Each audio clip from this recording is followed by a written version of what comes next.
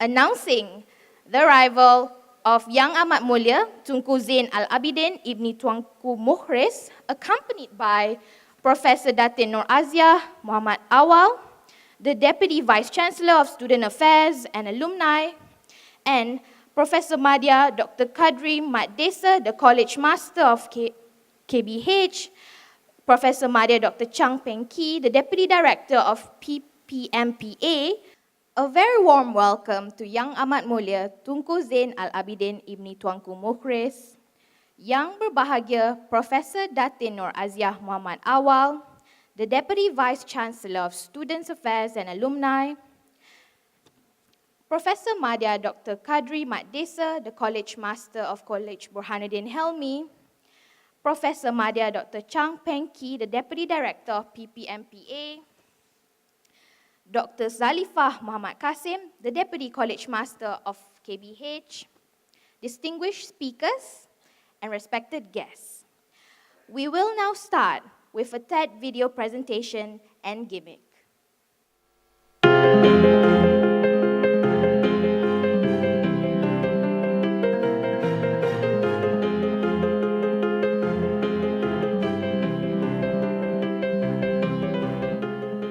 Now today, you're part of a truly remarkable global phenomenon. Around the world, thousands of people have been gathering in meetings to experience the power of ideas. A surprising thing about today's meeting is that we here at TED have had almost nothing to do with it. We lent our name, our format, a few simple guidelines, and some of our content. But the really hard work to make today happen has been down to your local organizers, and we're truly in awe at the passion and dedication that they have shown to make something like this work. A thank you to you too for taking the time out to come and be part of this exciting conversation about our shared future. Now please write and tell us what you make of the event today. But for now, on with the show.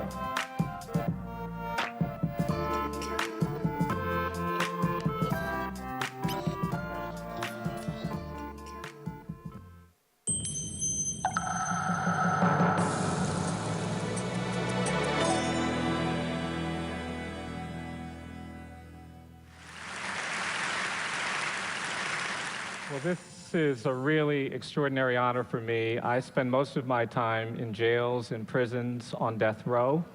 I spend most of my time in very low-income communities, in the projects, and places where there's a great deal of hopelessness.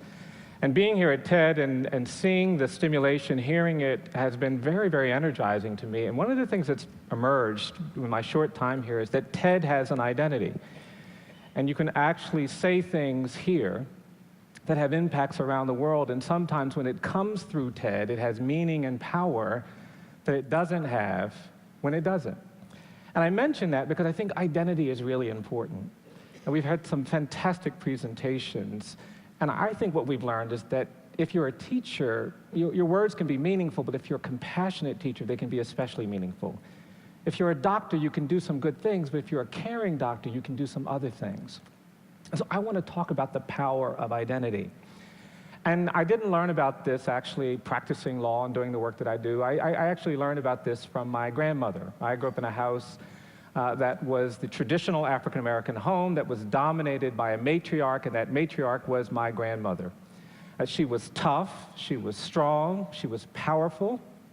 She was the end of every argument in our family. She was the beginning of a lot of arguments in our family. She was the daughter of people who were actually enslaved. Her parents were born in slavery in Virginia in the 1840s. She was born in the 1880s, and the experience of slavery very much shaped the way she saw the world. My grandmother was tough, but she was also loving. When I would see her as a little boy, she'd come up to me and she'd give me these hugs, and she'd squeeze me so tight I could barely breathe. And then she'd let me go. And an hour or two later, if I saw her, she'd come over to me and she'd say, "Brian, do you still feel me hugging you?" And if I said no, she'd assault me again, and if I'd say yes, she'd leave me alone. And then she just had this quality that you always wanted to be near her.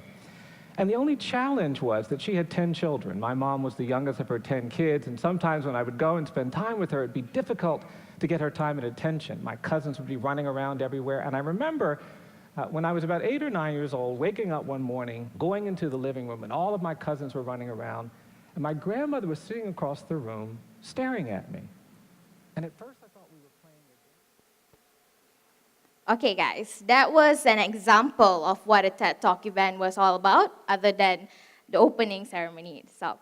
On to our first celebrated speaker, that is Yang Amat Mulia Tunku Zain Al-Abidin, Ibni Tunku Muhriz, or more popularly known as Tunku Abidin, who is one of the founding presidents of Institute for Democracy and Economic Affairs Ideas. Tunku is a well-rounded gentleman with in-depth knowledge of politics and social policies, and today he will be talking about youth engagement through ideas. So let us give him a warm welcome for him to come on stage and give up his speech. Assalamu alaikum, good morning everyone, and thank you for the invitation. I would much have rather listened to Brian Stevenson talk about identity. That was very intimidating to be shown that, and then I have to come up and do the same thing. 10 o'clock on a Saturday morning, not the best idea. But look, are my slides up somewhere? Can I'd like to thank, of course, Raymond for inviting me to be here this morning, and Natusha for the idea. And I read your review of my book last night. Thank you, that was very generous. And that reminded me, I brought some of my books in my car. So if any of you, hopefully, at the end of my speech, some of you might be curious about getting my book. So I can bring those out later. Now, UKM, actually, if this works, UKM is actually the IPTA which I come to the most. So it's great to be here. That's me in the corner playing ping pong at the UKM racket lawn. Then there's me giving some awards on behalf of my father after his installation. And then there's me with your former Vice Chancellor at the launch of the Wisma Satria, the new one. And then in the bottom left, that's me with your Vice Chancellor, former Vice Chancellor again, at a talk. And on the bottom right is me playing the UKM Concert Di Raja, which I've done now for, I think, 4 years running. So it's always good to be here. Now there was, as I was saying to the Deputy Vice Chancellor just now, it's great that TEDx is happening here at UKM. And it's, I understand, the first IPTA in which TEDx is happening. Now there was some controversy recently, I think a week or two ago. The second education minister said that our universities are world-class, and some people disagreed with that. I don't want to ask you if you think you're getting a world-class education because you have all your university bureaucracy here. But I would like to say that the fact that TEDx is happening here is actually is symbolic of something that is world-class. In order to do a TEDx event, as Raymond well knows, there are criteria you have to apply. This is an international, there's an international standard that you need to adhere to have a TEDx talk. So congratulations, let's give the organizing committee a round of applause.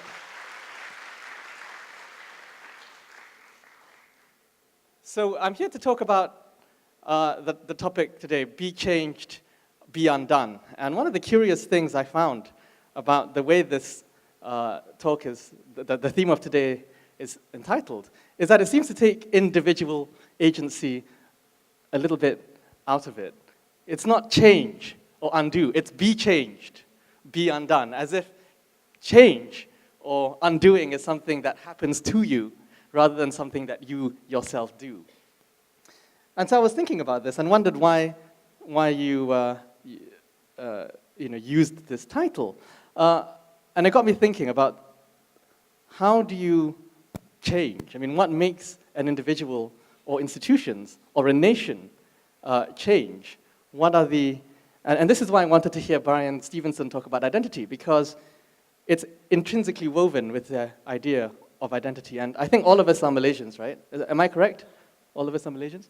And in Malaysia, of course, you have people who identify themselves according to certain criteria. Some people would say that their race is the most important thing about them, or some people might prefer the term ethnicity, which could be defined in a rather different way to race. Some people might say their religion is the most important thing to them.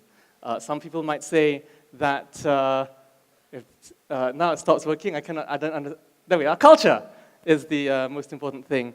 And again, they would differentiate culture compared to race or ethnicity or religion. And then the educational background. Some people might identify with the fact that they went to a certain type of school.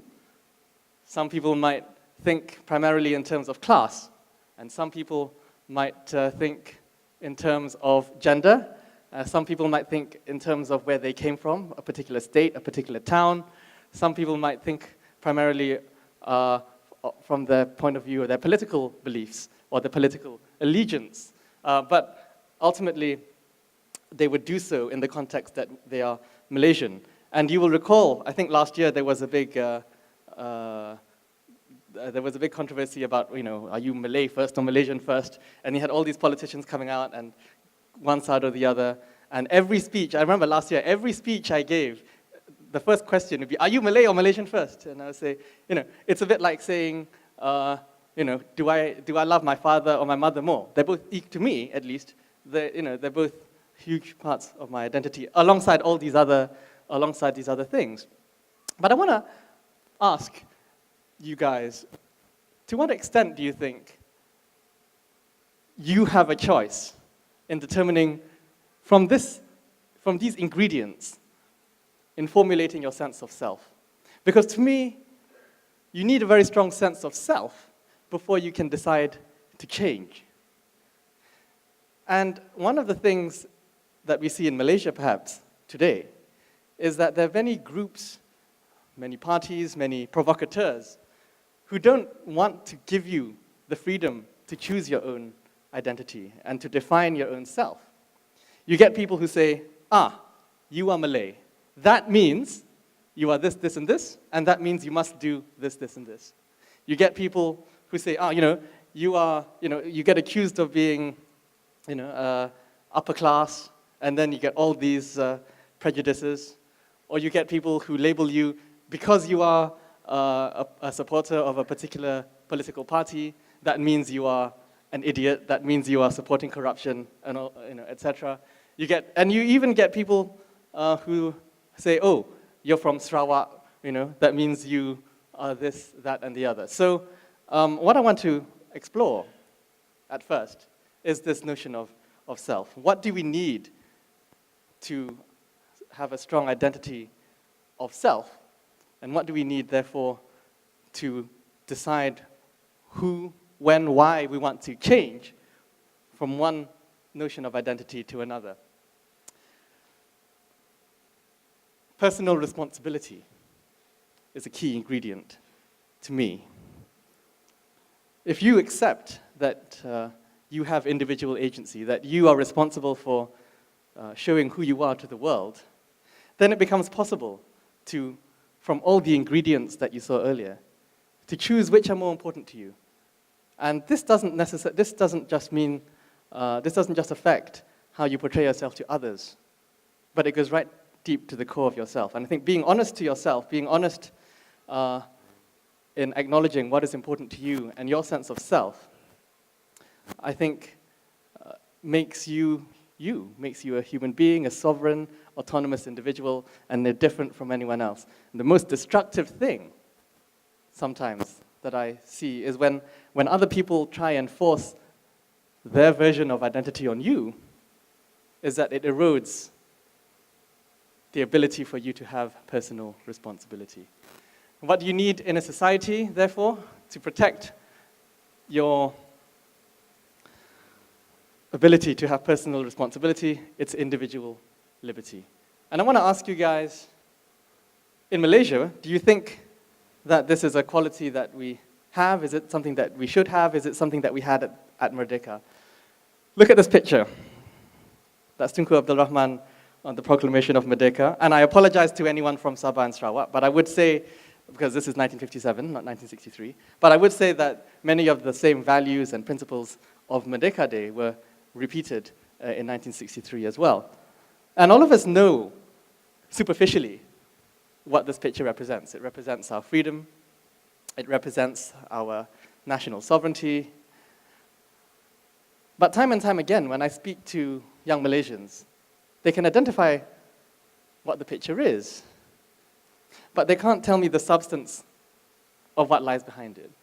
The story of how this moment came to be. The story of how Tunku Abdul Rahman negotiated with various parties and with representatives of the rulers, with the representatives of the British, to arrive at this moment, and also the values that this picture represents. If you know anything about our founding fathers, you will know that the idea of the Malaya that they created, and again, the Malaysia that was eventually formed, is that they spoke constantly about liberty and justice. They spoke constantly about all Malaysians, regardless of their background, regardless of their political preferences, being able to live together, being able to be patriotic together, and not descend into violence. And that's why 1969 was such a tragedy for the Tunku. And here's a picture of Tunku Abdul Rahman with Tuanku Abdul Rahman. So this is the first Prime Minister and the first Agong. Now, you might not associate the idea of liberty or freedom with the institution of monarchy, but here's what Tunku Abdul Rahman said. For us Malaysians, the throne has been looked on as a guarantee of our freedom. Freedom to worship, freedom to socialize, and freedom to practice our political rights. And the first Agong, in turn, said this: fundamental liberties are written into our constitution. They include the liberty and equality of persons under the law, the basic freedom of worship, speech, and freedom of worship. Freedom. How many times does the word freedom appear there? And how many times do politicians today utter that word freedom? And even if they do they know what it really means?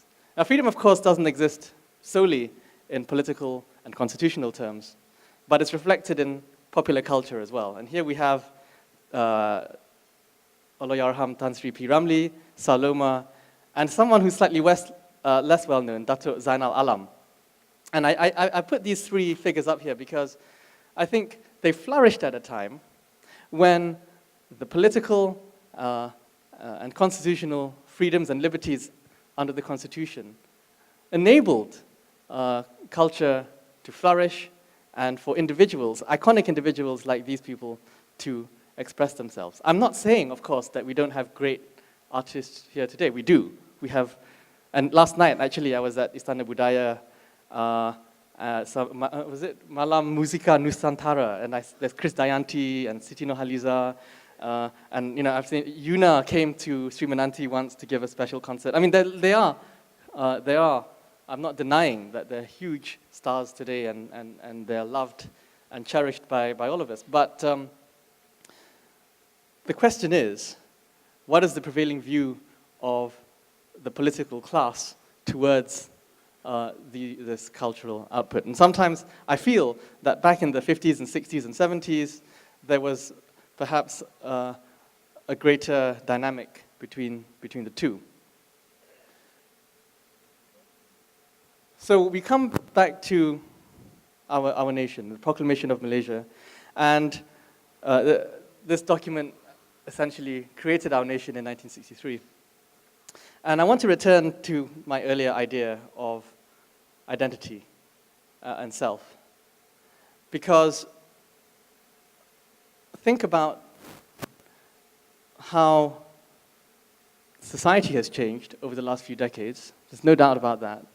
But think also about how much you have control over your sense of identity, over your sense of self, and the extent to which you control your own change. Now, what we do at Ideas, the Institute for Democracy and Economic Affairs, of which I'm founding president, is that we want to remind Malaysians of the values that were expressed at Merdeka and on Malaysia Day. And again, I wouldn't deny that there are many politicians who still agree to those values, but we feel they aren't being expressed loudly enough. So we talk about Tunku, we talk about the other politicians of the era like Tun Dr. Ismail, and we talk about the cultural values that were expressed. And we say, these are good values that were there at our founding, and these are values that we can apply, reapply today, and make it meaningful to today. I'll give you a concrete example. One of the things we're doing at Ideas is working on anti-corruption measures. Right? Now, what does corruption do to our society? Of course, it robs people of, well, their money. It robs people of their dignity. And of course, it's an insult to the people who work hard because other people just steal it. So we're working with the Anti-Corruption Commission to strengthen the way in which members of the commission are appointed and strengthen their ability to prosecute people who are suspected of wrongdoing. So there are ways to get inspiration from the past and apply them freshly to institutions today. And you might think, okay, that's all very well, right? There are lots of civil society organizations now which do that. But what can you do as an individual, given the context that we're in? First thing I would say is go back to our history. Know the story of the formation of our nation. Know the history of how the Constitution was formed. And it doesn't matter what profession you go into. You might be a lawyer or an accountant or an engineer. But to me, regardless of the profession you're in, civic responsibility is an important part of being Malaysian. And you can express the values of Merdeka regardless of the profession that you're in. Travel, and I don't mean travel outside Malaysia, travel within your own country. I think over the last 2 years, I've done a lot of Cuti Malaysia, and I've really learned a lot. I was in Royal Belum, the rainforest up in Perak, a few months ago. And, you know, it's just two hours north. And it feels like it's a completely different place. And I think for many of us who live in the Klang Valley, we get a little bit disillusioned. Sometimes we claim to talk about other Malaysians living in rural areas or in small towns, but we have no idea really of day-to-day life. So I think it's very important, and I'm very lucky because every Friday I go back to Negeri Sembilan. And again, Negeri Sembilan, 1 hour south, and I join my father to pray. Every week is a different mosque, and often it's in a small village. You have cows roaming, buffaloes, and you spend time with the people, and you get to know their everyday concerns. It is completely a life which is far removed from the Klang Valley. But what does it do for me? It helps me to formulate my own sense of self. Because it's interactions with other people, it's interactions with institutions, it's interactions in different physical parts of this country and the world that makes you strengthen your sense of self. So, ladies and gentlemen, I urge you to work towards change, not only always in our nation and being reminded of what our nation was really for, but also to assert, to find your sense of self. And I want to finish with one pantun, which I came across the other day. It's very nice. Kain songket benang sutera, lipat sebelit, buat selepang. Ilmu yang banyak ibarat cahaya, walau sedikit menjadi terang. So,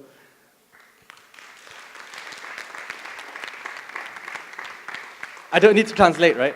So I think this is really beautiful, and always my parting comment is always seek knowledge, even if it's something you think you might not like, because it will make you a more confident person and a more civic person. Thank you very much. Before you leave Tuanku, I would like to invite Professor Datin Noor Azia to give you a token of appreciation.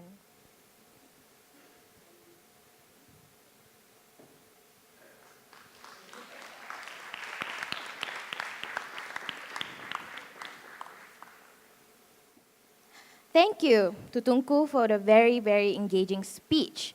Now we will have another video. This one is made by the TEDx organization committee, an opening video for you guys. So let's watch that.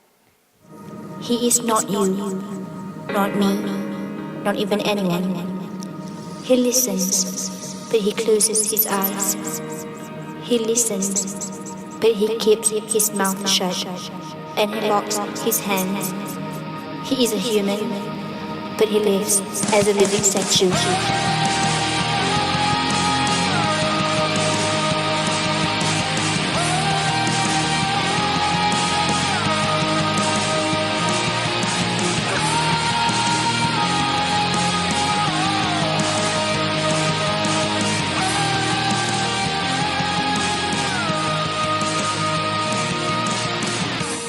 What did he miss?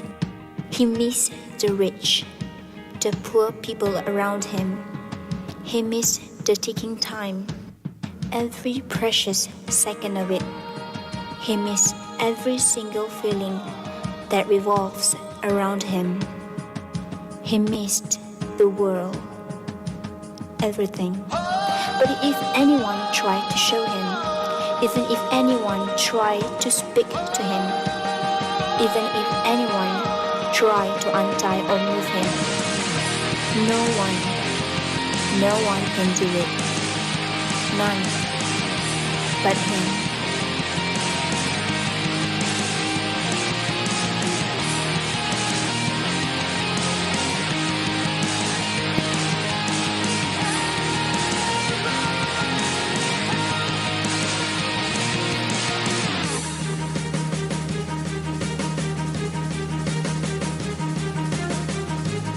So he changes, he unties himself. He opens his eyes.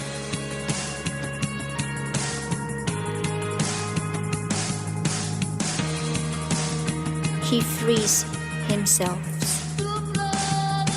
And he makes his first step.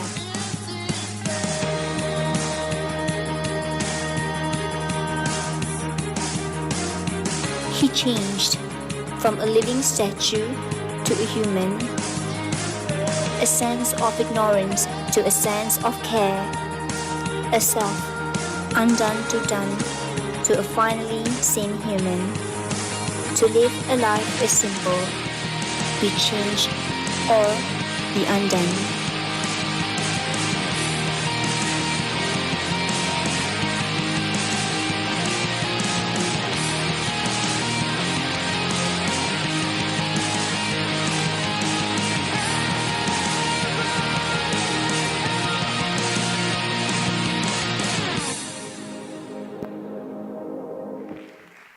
Wow, that's a very, very cool video, guys. Anyway, before we go to our next speaker, a gentle reminder to the next speakers that you have a maximum of 18 minutes to talk, and our ORCOM will be ringing a bell at the 15 minutes once and twice at the 18 minutes. So, okay. So guys, can I see a show of hands on how many of you that spend at least an hour every day on your social networking account? Ah, okay, I see.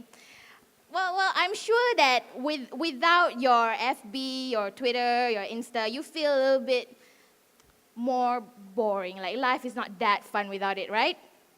So it's okay. This is not Social Networking Anonymous. Don't need to confess any of your addiction here. So let us invite our next speaker. She wants to share with you guys her experience on how to make a better usage of social media. With a cheeky title to a speech, Caught in the Web, let us get tangled with Miss Netusha Naidu.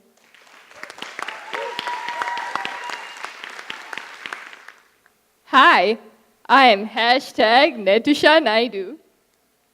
Welcome to my #TEDx talk. And this is pretty much how the next 20 minutes is going to be. Nah, I'm just kidding. Hi, everyone! As I've previously tweeted, I'm Netusha, and I'm a social media addict. That addiction is exactly how I got here. A Twitter handle and my 16-year-old self. Today, I'm going to share with you how social media became the launchpad of my true calling, writing. We often neglect the bigger purpose and potential that social media has in catapulting ourselves into an infinite pursuit of dreams. It's a window to be enlightened, to make the best of you and me. I saw it as a chance into growing, becoming a more aware and brighter individual. With lots of persistence, my romance with social media brought me dividends. According to Maslow's theory of needs, let's delve into a little psychology for a while. The basic physiological need of every human being is food and water. But come on, guys, let's be real. The foundation of our very needs is exactly Wi-Fi. Social media plays such an important part in our lives today. We live in the digital era where it's all about connectivity and communication. We spend our days scrolling on news feeds and double-tapping on photos. Let's face it, everyone's doing it, including you and me. And I'm not afraid to admit right now that I want to take a shameless selfie with the audience once I'm done with this talk. Here's my story. Coming from an English-speaking background, my parents always encouraged me to read lots of books. I can still recall my mother's monthly ritual of dragging me and my sisters to the bookshop and insist that we didn't leave unless we each picked a book. Reading became a great passion of mine as a child. It deepened my appreciation for the English language. Eventually, that served as the basis for my love of writing. English was my favorite subject in school. Even then, I still didn't think that my writing was commendable, and I wanted to get better. That got me really keen into learning more. The thing is, school wasn't enough due to the rigidity of the curriculum and the infamous policy of hush, hush, I speak, you listen. I had to find other means of learning, obviously. So when I turned 16, I immediately applied for the Star newspaper's Young Journalist program, BRADS. That, my friends, was the moment I got caught in the web.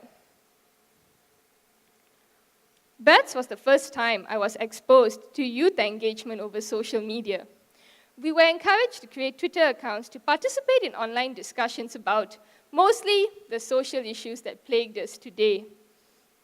It made me more outspoken and interested in current affairs. But best of all, Twitter's 140-character limit taught me to deliver my opinions in an effective and concise manner. Some of my input was getting quite a bit of attention, and it happened so. My tweets were even printed out in the newspaper, the youth section known as The Rage. I began to understand that what I had to say somewhat mattered and had some sort of meaning. My thoughts meant something to someone. This was very encouraging, and it made me far more active on Twitter, engaging in more discussions, and oh dear, I'm getting nervous. And of course, exploring different platforms. Eventually, I became a frequent critic of Al Jazeera's program, The Stream, which covers global current affairs and takes the input of avid social media users. Until one fine day, the producer of the show invited me to make a video comment to be aired live on television. Can someone help me play it? Thank you.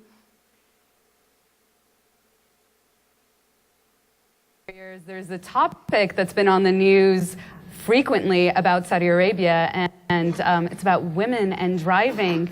And we've gotten a lot of comments about that from our community, but more so, they are wondering about gender and what this signals for gender. So we have a video comment from Natusha, sorry about that. Mocking the social constraints imposed on Arab women. The openness of expressing unorthodox personal views indicate a possible paradigm shift in the level of freedom of speech in Saudi. Personally, I believe this shows an increasing awareness of the minimal women's rights and a decline of the misogynistic community in the Saudi. I can definitely foresee better days for Arab women. Well, call it my 30 seconds of international fame. Step aside, Pitbull. There's a Miss Worldwide now. Okay, it may be just 30 seconds, but still, it's worldwide. Tweeting about current affairs is always effective because information gets to be transmitted quickly and responsively. But I also had other things that I wished to talk about that 140 characters couldn't tell. That's when I delved into blogging. Initially, I ran a blog called The Political Bull, which commented on local and international politics. And don't worry, I haven't got thrown into jail yet. But after a while, the juices stopped flowing. I lost interest and didn't feel the urge to write. The articles lacked depth, emotion, and simply impact. I hit a big wall and realized that the political bull was a failure. I didn't give up though, as I knew I still had a long way when it came to understanding my writing niche. So I took a hiatus from blogging to figure out my style. I continued using Twitter and exercising my writing with longer than usual Facebook statuses. At the same time during the sabbatical, I was also preparing for my finals in secondary school. My mom insisted that I took up literature in English, which was probably the best decision I have made in my entire life. I had an amazing teacher, Mr. Sivagurunadan. Until now, he's still the most badass and coolest teacher I've ever had. He made literature very fun and exciting. It was both a mind and eye-opening experience. I learned to write critically and analytically. The great thing about the study of literature is that it's like a bridge. It makes connections to the whys and hows of everything. Literature taught me to challenge the conventional. It dared me to be rebellious in my opinions as long as I could justify them. This thrill that I got fed my passion for reading and writing, and that's when things were beginning to get clearer. I enjoyed academically pondering and contemplating. Then I went to Taylor's College to do my A-levels. At the end of my first semester there, the college launched its own newspaper. Oops, sorry. The Student's Voice. My friend, she's right over there, she became the first chief editor for the newspaper, and she persuaded me to become a journalist with them. It was the first time I had to write about topics that were way out of my comfort zone. So yes, I said, challenge accepted.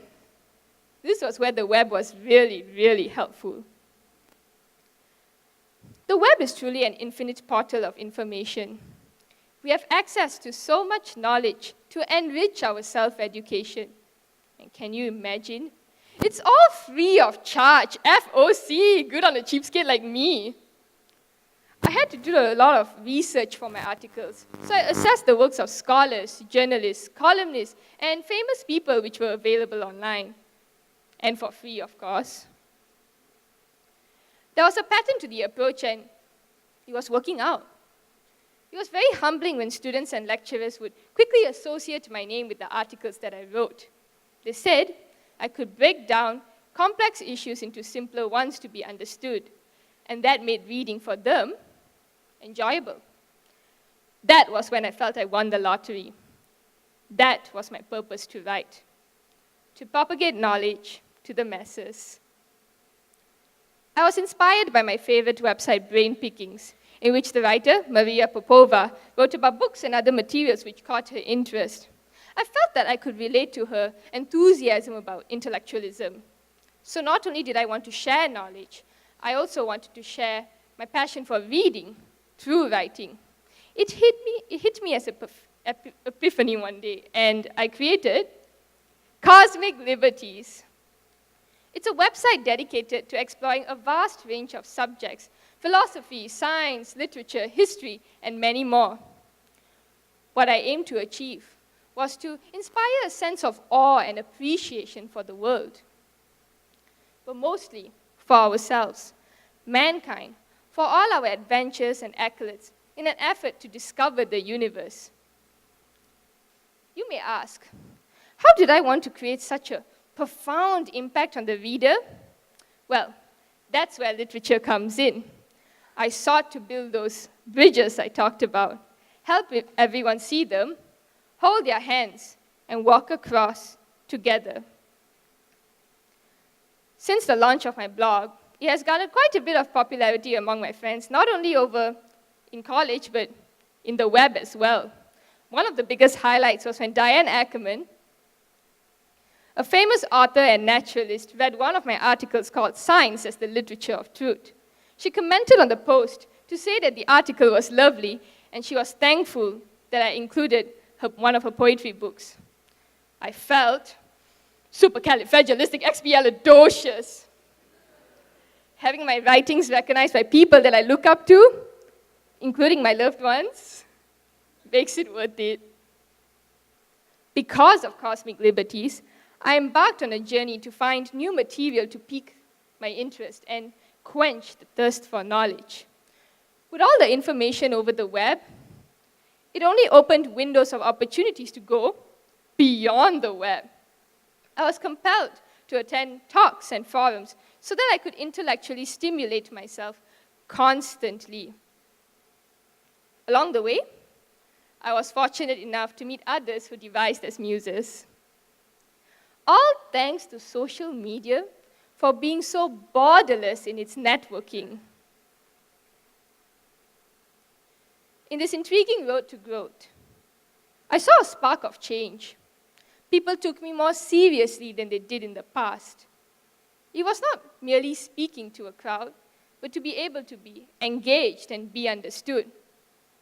To really emphasize on this point, other than the fact that I have a cool list of followers on my Twitter, I attended TEDx UKM last year, where I got to meet a presenter who really caught my interest. He's actually here today, by the way. Fabian Bouyer, a social media expert by day and self-taught quantum physicist by night. After TEDx, I had the opportunity to correspond with him over Twitter. I simply sent him a direct message to tell him how much I admire him for his passion and drive. It was so motivating and inspiring to me. I was so geared up to write about his story on my website. In return, he was very keen and responsive, so much so, he wanted to read my blog and even offered to do an interview so that I had more things to write about. Obviously, it was the ultimate fangirl moment. After I published the article, he had really nice things to say, but the one that I clearly remember the most was when he said, "I'm a brilliant writer." It was the best kind of validation I have ever received. I began to really believe in my writing. I started to feel confident and empowered with my writing. Ever since then, Fabian had become the Obi-Wan Kenobi of my life. # Star Wars reference. And he made one road lead to another. This was a really funny story, actually. I was working on an article about the movie Interstellar. Because there was such a huge hype about the science behind it, I wanted to bring attention to something else. It's philosophy and literature. At the same time, Fabian has started appearing on my favorite radio station, BFM, to talk about science on the show, the evening edition. Once I was done writing this article, Fabian said that he wanted to forward it to the DJs, Uma Pagan and Richard. I've been a huge fan of these DJs since my school days. And when he did, I woke up to the most epic Facebook notification ever. A friend request from Uma Pagan. I was running around my house screaming like a little girl. That incident marked as a really important moment for me. I am now not only able to admire those I idolize from a distance, but to be validated by them as well. In this great big network of the web, all you need to do is to reach out your hands to the world, open yourself to others, and learn their stories, their experiences, their ideas. I recently started writing to the Malaysian Insider, something I thought I would never do until now. My friend and I, Amanda, we've both started our own podcast channel called Party to Parliament, aka P2P, where we talk about the simplest to the most complicated issues. But best of all, I'm giving a TEDx talk right now and sharing my story. So, what are you waiting for? There are plenty of opportunities that will come my way. I'm only 20, guys, and can you imagine the room here is full of young people? So, before I end my speech, let me share with you a very inspirational quote. It's my favorite writer, Mark Twain, and he said that 20 years from now, you'll be more disappointed by the things you didn't do than the ones you did do. So throw off the bowline, sail away from the safe harbor, catch the trade winds in your sails. Explore, dream, discover. Perseverance, dedication, diligence, and commitment, passion are all you need to do to realize your true passion. Take action. And you know what? The dream of a lifetime is just a click away. Thank you.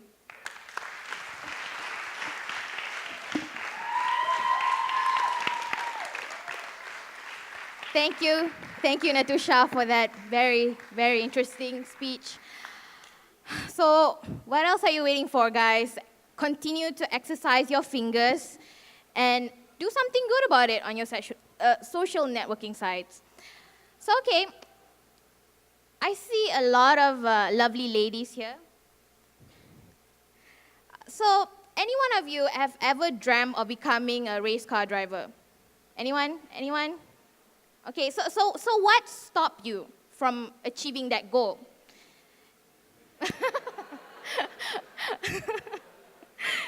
All right, maybe you think it's a male-dominated world, or maybe you think it's not an achievable dream, but our next speaker is a lovely young lady who is flourishing in the field of go-karts and car racing. And at only 21, she's already making a name for herself, thus breaking that silly little cliches that women are bad drivers. We are all really good drivers, right? Right? So, proving that a girl can drive and drive well as a man, I present to you Miss Siti Shakira. Help me to describe female drivers. Reckless, terrible, bad, accidents, shouldn't be driving, and the list goes on and on and on. I know people will always comment about her driving skills and her inability in handling a car. A female and a car repel each other. People are always stereotyping about female drivers. And they always thought that females are the weaker gender and could be easily pushed around. By standing here on the great platform today, I am going to share with you my story. Good morning, everyone. I am Siti Shakira Shaharul, and today I am going to change your perspective on female drivers.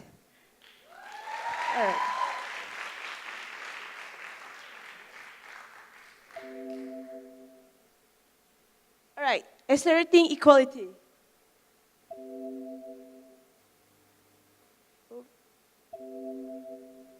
All right. Being different or queer is never an easy way to express your passion or your interest. Well, it's common for a girl to attend some fancy ballet classes or cooking classes, but it's very rare for a girl to be involved in motorsports. I think I have the weirdest interest, but that got me titled as the Malaysia's female racer. Well, it's all started when I was 6 years old. I bet during that time most of the girls are still playing with their Barbie dolls or even watching their favorite cartoons like Totally Spice, Puff Girls, or more, unlike me. I still remember the first day my parents brought me to a go-kart track, which is in Subang Jaya. Well, I really loved the adrenaline rush of driving my own car on track. At the age of 9, I became serious in the racing scene, and I obtained my very first Automobile Association of Malaysia novice go-kart license. All right, throughout the years in the racing field, it has never been easy for me because I was the only girl. I've been pushed around, people knocked me out from the track, but that didn't make me fail. At the age of 12, I moved on to the next level, which was Formula Junior category. And I joined the very prestigious Rotex Max Challenge Malaysia Series. And I was the youngest girl to be in the category. Growing up to be a racer, my childhood was different from my friends. I would have no time to go out or even go to the playground. I would be practicing at the track on weekends, and on weekdays I would be very busy with schools, and sometimes I need to practice all day long if the race were just around the corner. I never complained. Instead, with all the trainings, it makes me want to be better than the rest and made me fall head over heels in racing. Being the only and the youngest female in the track, I became the first Malaysian to win 2 championships simultaneously, which were Asia Max Championship and Rotex Max Challenge Malaysia Series. Thus, qualified me to represent Malaysia in a very prestigious race, which was Rotex Max World Grand Finals 2010. After that, I moved on to a different type of racing, which is touring car, when I was offered to drive for Red Bull 21 racing team. In the first racing experience, I won the Malaysian Super Series Round 1 2011, which was the supporting race of Malaysian Ehwal Grand Prix. If you have ever watched something like Fast for Furious or Need for Speed, I'm pretty sure that you think handling a car is very easy, cool at the same time, right? Yes? Yes. But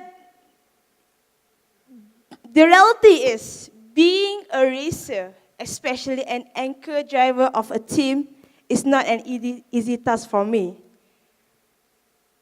Not only focusing on myself, I have to work together with my teammates and then training them and making sure that they are formidable at the track. Looking back, those are the proudest moments of my life. Unfortunately, my journey towards to become someone that give an impact to the society can be a little bit rough. Finance has been a big problem for me because, has been a very big, finance has been very big problem for me because, as you all know, racing is one of the most expensive sports in the world. But Jessie James once mentioned in her songs, it's not about the money. So I believe that money cannot crash my dream that I have had when I was 6. Because of my passion, it drives me to achieve my personal goal. Being at a very young age, I presented Malaysia in a very prestigious race. But I think I'm not only representing Malaysia only, but also the women's society.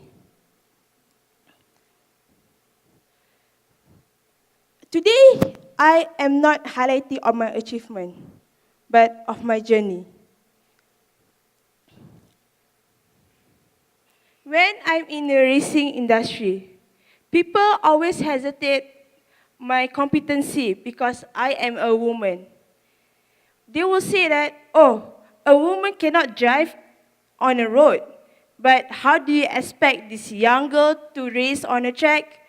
Well, I even received comments about me being boyish because I like what men likes. Luckily, with all those comments, it never crashed me down because I have a very strong support from my family and my friends. I am blessed to have my mom and my dad, who's in the audience today, who have supported me 101% in my pursuit of racing. Today, I think that the society is still narrow-minded of females doing males' jobs. Even though racing is dominated by males, I strongly believe that there should be no gap of distinction between a male and a female. As I am standing here, I have shared a little bit story of my racing experience. And I hope that one thing you will take from my talk today is,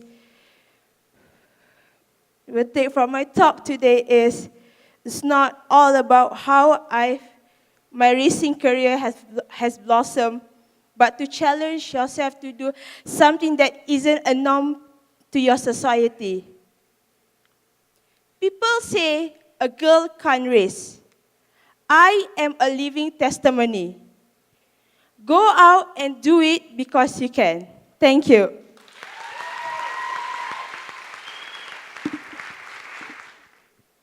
All right. Thank you, Miss Siti Shakira, for that interesting insight into the world of racing in perspective of a girl. Well, now we would like to announce the departure of Yang Amat Mulia Tunku Zain Al-Abidin Ibni Tunku Muhriz. So please rise, ladies and gentlemen.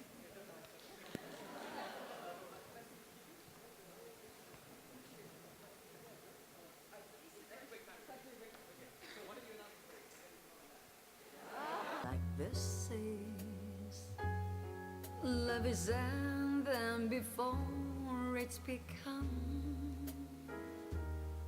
and too many moonlight kisses seem to cool in the warmth of the sun. When I give Announcing the arrival of Professor Datuk Dr. Noor Azlan Ghazali, the Vice Chancellor of Universiti Kebangsaan Malaysia. Welcome back, everyone. I hope you have utilized your break well, because right after this, you don't want to be moving anywhere, because we'll have a lot more interesting speakers and also an acoustic performance coming up. So, our next speaker is one of my senior from the UKM Debate Club.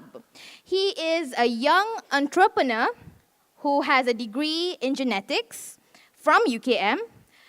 He is a major lover of coffee with a business mind, and therefore he set up a coffee shop in our UKM kiosk called the Coffee Theory. He's also the founder of the infamous UKM tweet account. So if any one of you wants to be the curator, you can definitely bribe him with some coffee beans, wink wink. He'll be talking about unlearning failure through startup. I welcome you, Mr. Alimuddin Zafrullah. All right. So, yeah, Natusha, I'm also a social media addict. That's my Twitter handle there. Okay. Good to be here. Ladies and gentlemen, remember when you were kids, you have all these big dreams you want to achieve in life. You want to be a millionaire, so you can buy all the candies and toys in the world. You want to be a football player like David Beckham. You want to be a female racer like Shakira. Or you want to be a writer like Natusha. All of these dreams, ladies and gentlemen. Now, be honest with me. Give me a raise of hands if you are currently living your dream or actively pursuing it. Raise up your hands. Okay, good. Those of you who raised up your hands don't know how lucky you are, because not everyone knows what their dreams are, and not everyone are chasing their dreams. Now, for the rest of us who didn't raise up our hands, what happened to those dreams? What happened between childhood until your adulthood? For me personally, when I look back, the dreams that was not chased, the dreams that was put aside, was because of my loss for courage. I lost the courage to dream big. I lost the courage to chase my dreams. I think because for all of those years, I learned the meaning of failure. I've tasted rejection again and again. I've tasted the bitterness of failures again and again. It hit me hard. So subconsciously, I just put myself back, away from risk, but also away from chasing my dreams. So maybe some of us don't even know if they are, afraid of failures. So I give you a list of 3 signs of fearing failure. Just a simple 3 list. Firstly, your dreams become smaller. Secondly, you put aside your dreams because you think you need more money or you need more time, or maybe for students, hey, I need to graduate first before I can chase my dreams. Thirdly is you sacrifice your dreams for the sake of others. Sounds dignifying, but in actuality, you're just putting them as shields. You put your family as shields against your fears of failures. Now let's put this in a context, an example. Instead of reaching your dreams, instead of being rich, you're okay with having a comfortable savings account. Instead of traveling around the world, you're okay with your evil boss just giving you 1 vacation time a year. Instead of having a great, fulfilling career, you're okay being stuck in a day job that you really hate. So, for me, looking back, I found a cure for myself. It was very simple, actually. The cure was to be a kid again. Because kids don't know the meaning of failures. Kids break the rules of what we think are impossible. When I was a kid, I wanted to be an astronomer. When my mom came to me, said, son, in Malaysia, there's no job as an astronomer. Not really what you tell for 12 years old at that moment, but it didn't crush me. So I thought to myself, hey, maybe if not in Malaysia, I can go elsewhere. And my family at that moment, we don't really have much money. I wanted a telescope. But I didn't put my dreams aside. I didn't sacrifice it. What I did was, I read some books Then I built my own telescope when I was 12 years old. So I can look at the stars all night, the planets and everything. I loved it. So as an adult, I found that when I was scared, when I was afraid of failures, the thing that gave me the most hope again was startup. So give me a raise of hand if you don't know what a startup is.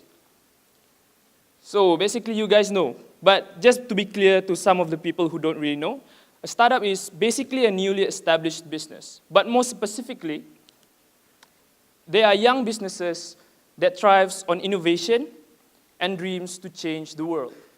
So let me tell you a story of a simple startup.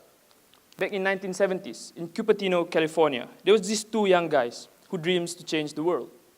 Now, back in that era, personal computer was not a main thing. There was no personal computers. Computers were mainly for big businesses. Computers were mainly for researchers. But these two people dreams that every single people can have access to personal computers. So what they did was they created a prototype, first prototype, and then one of the guy offered the design to Hewlett-Packard, HP, the big computer company, but he was rejected 5 times because they said nobody needs a personal computer. But 40 years forward, those two guys changed the world. They were Steve Jobs and Steve Wozniak, and they created Apple Incorporated. So that's how, ladies and gentlemen, I found out that the fire in startup founders, in the hearts of startup founders, burns as bright as when we were kids. Now, I'm not saying that everyone should become startup founders. Don't everyone should, hey, let's become entrepreneurs. No. What I'm saying is, find the dreams that will burn the fire in you again, that will light you up, that will give the warmth and the heat to the people around you when you chase your dreams. So let me tell you 3 stories from my journeys as an entrepreneur. The 3 lessons on failures that I unlearned, relearned, and learned again and again. 3 stories, as simple as it is, nothing more. First is how I learned that failure is just an imposter. The story started when I was 16 years old, I think around 7 years ago, in 2008.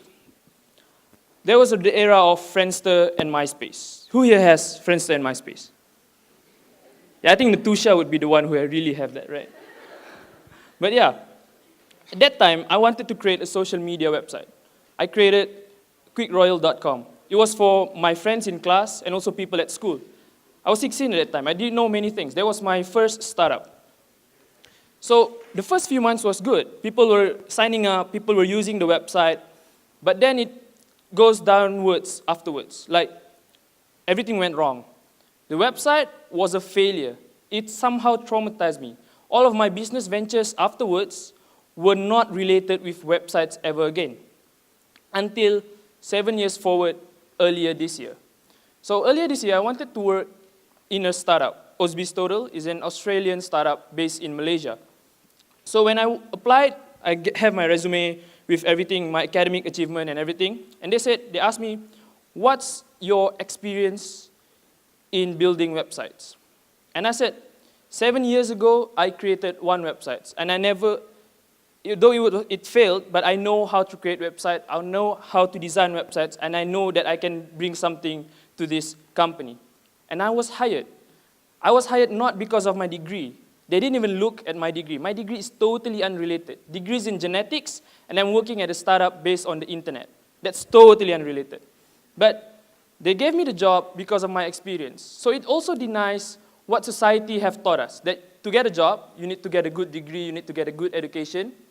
And I don't doubt that good education will bring you somewhere, but experience in itself, you need that to go and to create something for yourself, for something that is you can call success.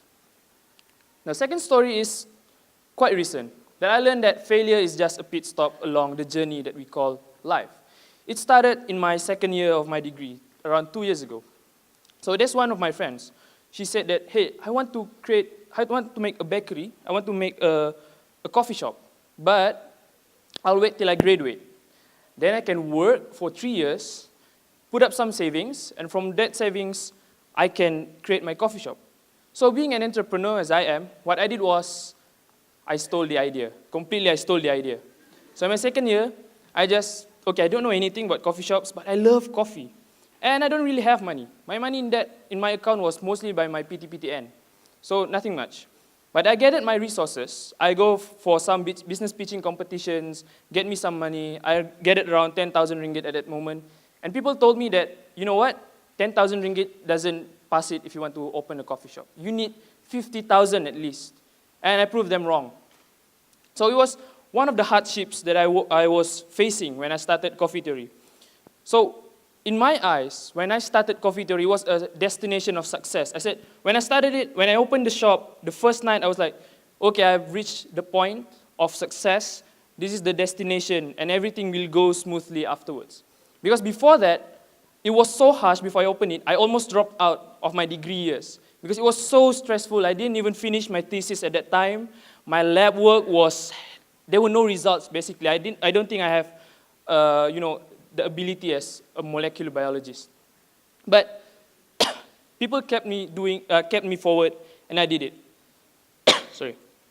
So the thing was that when I thought it was a destination, I stopped doing what I should be doing. And everything went downwards, of course.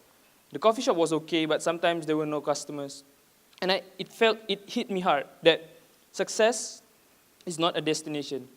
And by default, failure is not a destination.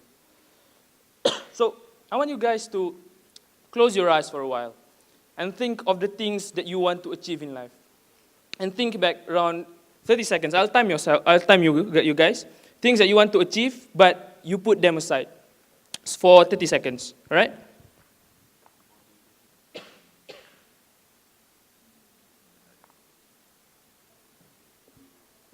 Keep dreaming, keep dreaming.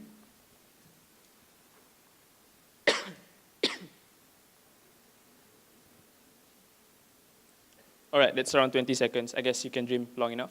But yeah, so everything that I've told you before this, all these things I told you about, don't be afraid of failure, don't fear failure, that failure is just an imposter, it's just a pit stop, everything, you think everything will just go down the drain if you don't have the love and passion in what you do. I learned this very recently in October 2014, last year. So I graduated with first class degree at that time. So I have this option to continue my study or work with a degree in genetics or start a business, continue my business. I'm so sorry, this is dry. So yeah, so I worked as a research assistant because my dream was to be an entrepreneur, but I was so afraid to pursue it at that moment.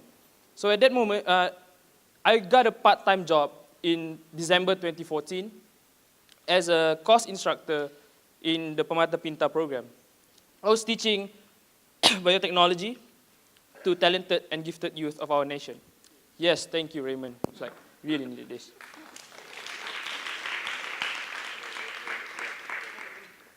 Right. Sorry about that. But yeah. And at that moment, those little kids give me excitement when I go to work. They give me a sense of purpose. I want to go to the camp and think, hey, what I'm going to do today, what I'm going to teach to these little kids about biotechnology, about being a scientist. And when I stopped being the course instructor, my term ended after 3 weeks, I continued doing my work at my lab. But the problem was, there's one morning, I remember it very clearly, I was in the car going to my lab at Malaysian Genome Institute. And in that car, in that morning, I was thinking to myself, like, what should I do after I go back to work? What should I do tonight that is fun? So before even I go to work, I didn't even think about work. I didn't even think how exciting work was. I was thinking of, what should I do after work? And that made me realize I was taking the safest route possible. I was not chasing my dreams.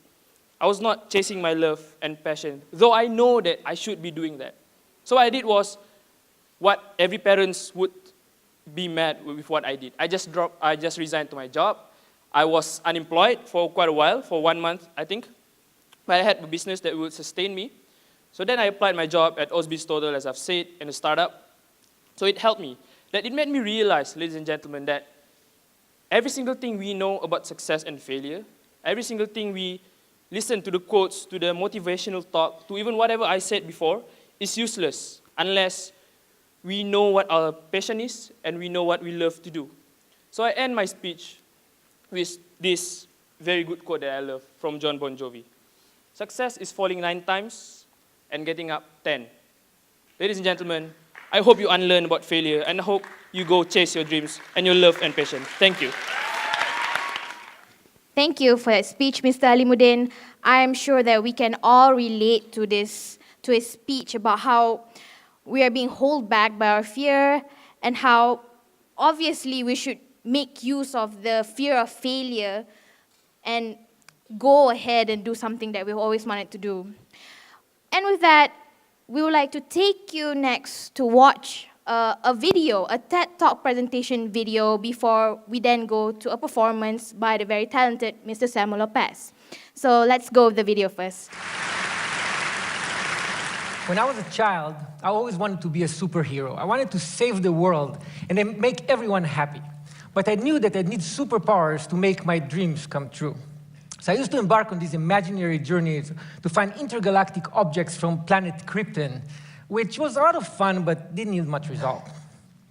When I grew up and realized that science fiction was not a good source for superpowers, I decided instead to embark on a journey of real science to find a more useful truth. I started my journey in California with a UC Berkeley 30-year longitudinal study that examined the photos of students in an old yearbook and tried to measure their success and well-being throughout their life.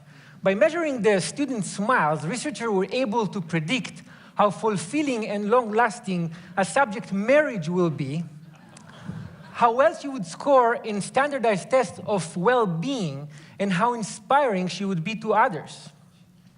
In another yearbook, I stumbled upon Barack Obama's picture. When I first saw his picture, I thought that his superpowers came from his super collar. But now I know it was all in his smile. Another aha moment came from a 2010 Wayne State University research project that looked into pre-1950s baseball cards of major league players. The researchers found that the span of a player's smile could actually predict the span of his life. Players who didn't smile in their pictures lived an average of only 72.9 years, where players with beaming smiles lived an average of almost 80 years. The good news is that we're actually born smiling. Using 3D ultrasound technology, we can now see that developing babies appear to smile even in the womb. When they're born, babies continue to smile, initially mostly in their sleep, and even blind babies smile to the sound of the human voice. Smiling is one of the most basic biologically uniform expressions of all humans. In studies he conducted in Papua New Guinea, Paul Ekman, the world's most renowned researcher on facial expression, found that even members of the Fori tribe, who were completely disconnected from Western culture and also known for their unusual cannibalism rituals, attributed smile to descriptions of situations the same way you and I would. So from Papua New Guinea to Hollywood, all the way to modern art in Beijing, we smile often and use smile to express joy and satisfaction. How many people here in this room smile more than 20 times per day? Raise your hand if you do. Oh, wow. Outside of this room, more than a third of us smile more than 20 times per day, whereas less than 14% of us smile less than 5. In fact, those with the most amazing superpowers are actually children who smile as many as 400 times per day. Have you ever wondered why being around children who smile so frequently make you smile very often?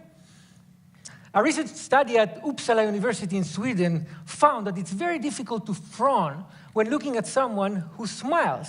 You ask why? Because smiling is evolutionarily contagious and it suppresses the control we usually have on our facial muscles. Mimicking a smile and experiencing it physically help us understand whether a smile is fake or real, so we can understand the emotional state of the smiler. In a recent mimicking study at the University of Clermont-Ferrand in France, subjects were asked to determine whether a smile was real or fake while holding a pencil in their mouth to repress smiling muscles.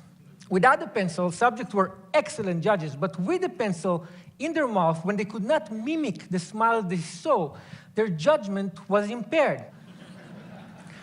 In addition to theorizing on evolution in the origin of species, Charles Darwin also wrote the facial feedback response theory. His theory states that the act of smiling itself actually makes us feel better, rather than smiling being merely a result of feeling good. In his study, Darwin actually cited the French neurologist Julien Duchamp, who used electric jolts to facial muscles to induce and stimulate smiles. Please don't try this at home.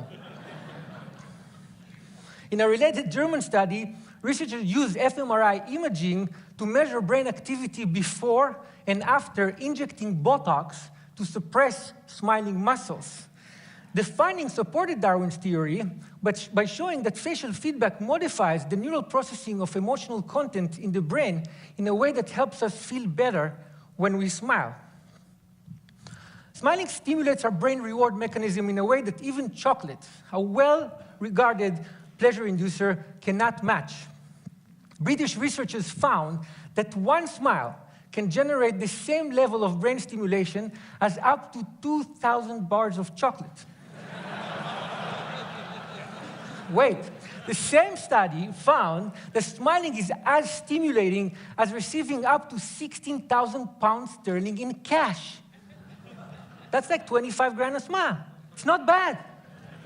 And think about it this way, 25,000 times 400, quite a few kids out there feel like Mark Zuckerberg every day. And unlike lots of chocolate, lots of smiling can actually make you healthier. Smiling can help reduce the level of stress-enhancing hormones like cortisol, adrenaline, and dopamine, increase the level of mood-enhancing hormones like endorphin, and reduce overall blood pressure. And if that's not enough, smiling can actually make you look good in the eyes of others. A research study at Penn State University found that when you smile, you don't only appear to be more likable and courteous, but you actually appear to be more competent. So whenever you want to look great and competent, reduce your stress, or improve your marriage, or feel as if you just had a whole stack of high-quality chocolate without incurring the caloric cost, or as if you found 25 grand in a pocket of an old jacket you hadn't worn for ages, or whenever you want to tap into a superpower that will help you and everyone around you live a longer, healthier, happier life, smile.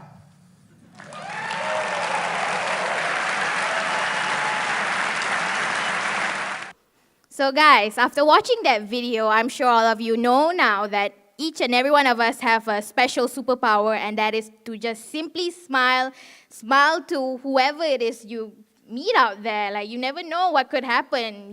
It's beneficial for you, it's beneficial for them, you have nothing to lose. So smile away, ladies and gentlemen. Okay, up next is a performer, Mr. Samuel Lopez, and he's a hometown folk, my hometown folk, that is from Ipoh. So yeah, Ipoh people, we're cool people. So I present to you, Mr. Samuel Lopez with his acoustic performance. Okay, actually I'm based in Penang right now. I'm still a degree student. I'm in my second year doing mass comm, but I also write songs and I play at different places when I'm asked to. So yeah, thank you Raymond and Ted for giving me this opportunity to come and share a few songs with you guys. So this song, it's an original song. It's actually the first song I ever wrote about a girl. So this song is called Would You Be Mine?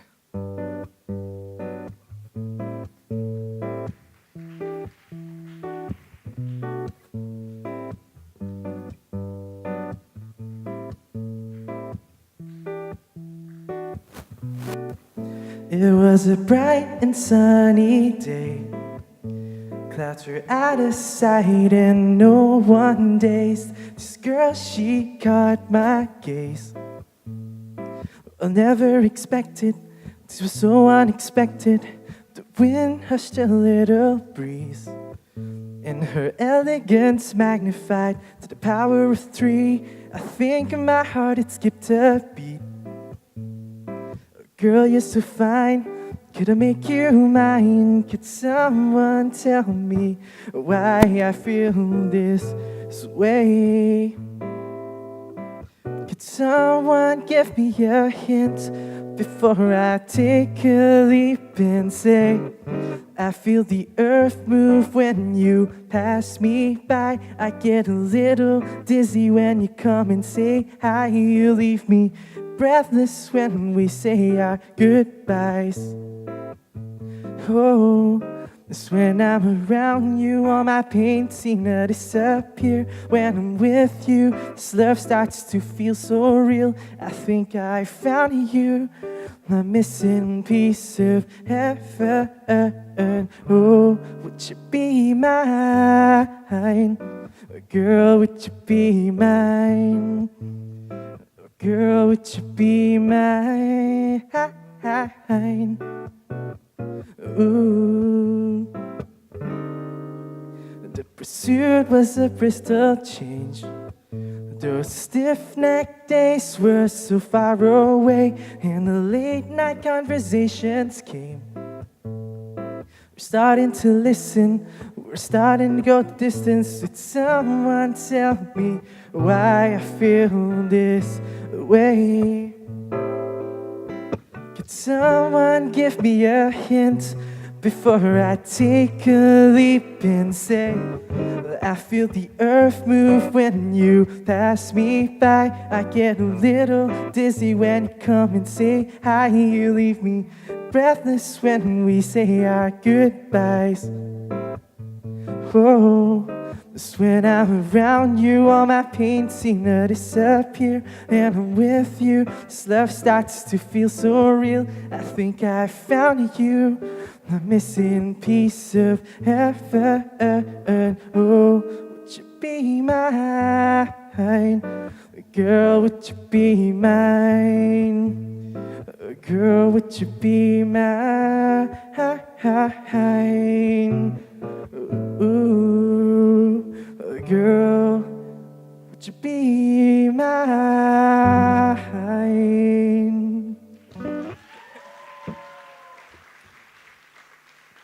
Okay, this next song is by my favorite singer-songwriter. His name is Ed Sheeran.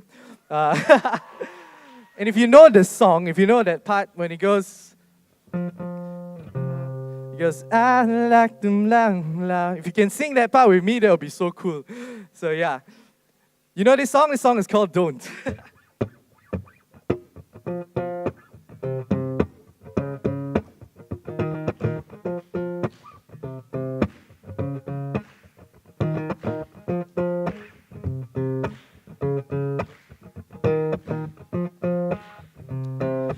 I like them la la. Come on, sing it out.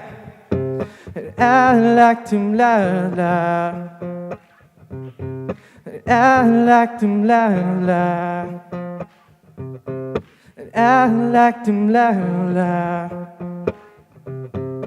I like them la la. I met this girl late last year. She said, don't you worry if it disappear. So I'm not really looking for another mistake. Called an old friend thinking that trouble would wait. Then we jumped right in, a week later returned. Reckon she was only looking for a lava to burn. I gave her my time for 2 or 3 nights, and I put it on post until the moment was right. Went away for months until the past crossed again. Told me I was never looking for a friend. Maybe you could swing by my room around 10. Maybe bring a lemon and a bottle of gin. Begin between the sheets till the late a.m. If you wanna be, then you should've just said she's singing. Oh, with my love, that heart is so cold, all over my own. I don't wanna know that, babe.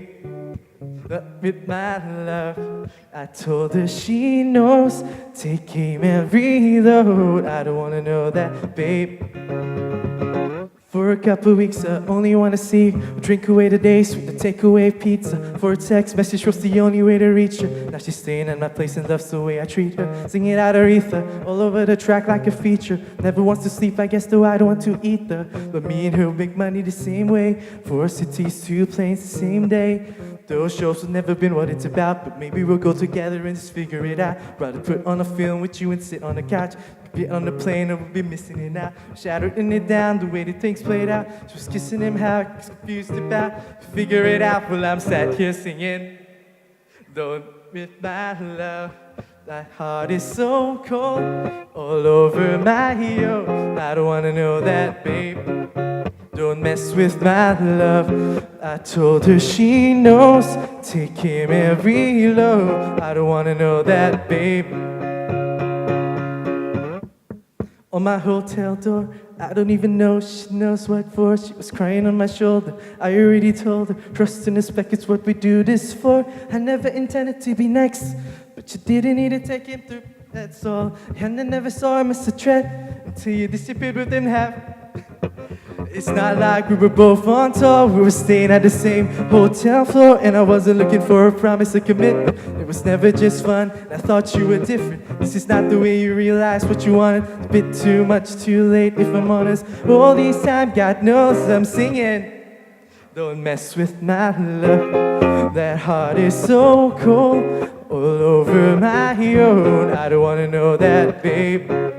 Don't mess with my love. That heart is so cold. Take him every load. I don't wanna know that, babe. But I'm gonna pop some caps. I got $20 in my pocket. I'm running, looking for a runner. This is getting awesome. I'm gonna pop some tags. I got $20 in my pocket. I'm running, looking for a runner. This is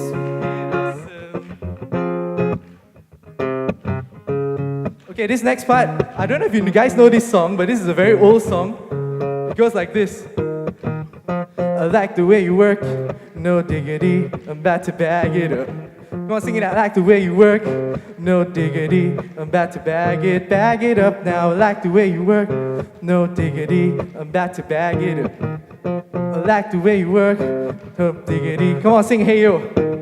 Hey yo, hey yo, hey yo, hey yo. Hey yo, hey yo, hey yo, hey yo. One more time. Hey yo, hey yo, hey yo, hey yo. Damn, that girl's girl. Hey yo, hey yo, hey yo. I don't like, don't mess with my love. That heart is so cold, all over my own. I don't wanna know that, babe. I don't like, don't mess with my love. That heart is so cold. Take him and reload. I don't wanna know that, babe. I like them loud. Thank you. Thank you, Samuel Lopez. Okay, up next, I would like to invite Professor Madya Dr. Kadri Mat Desa, the College Master of KBH, to give some token of appreciation to our previous speakers, that is Mr. Alimuddin, Ms. Siti Shakira, and Ms. Netusha Naidu. I would like to invite Mr. Alimuddin Zafrullah to receive his token of appreciation.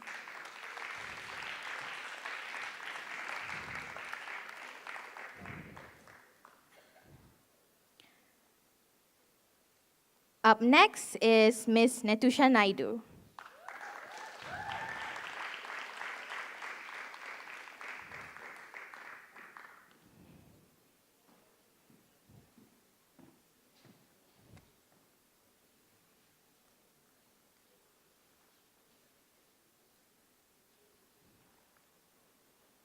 Now I'd like to invite Ms. Siti Shakira.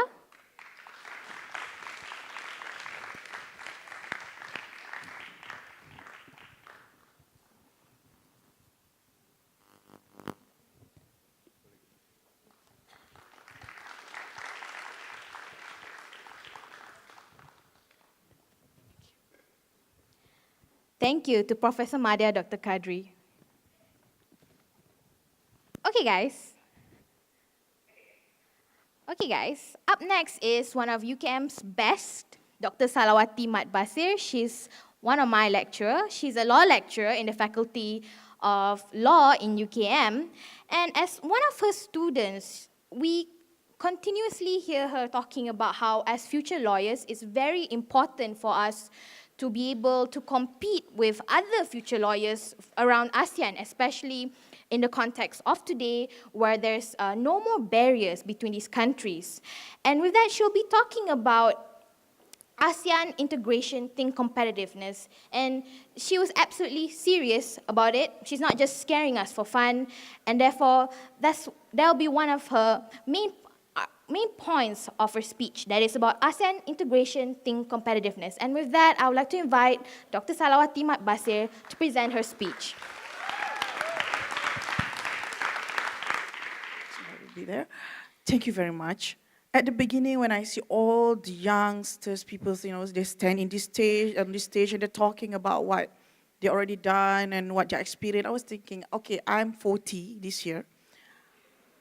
Can I still consider myself like, okay, what can I share with others? But then I keep saying something.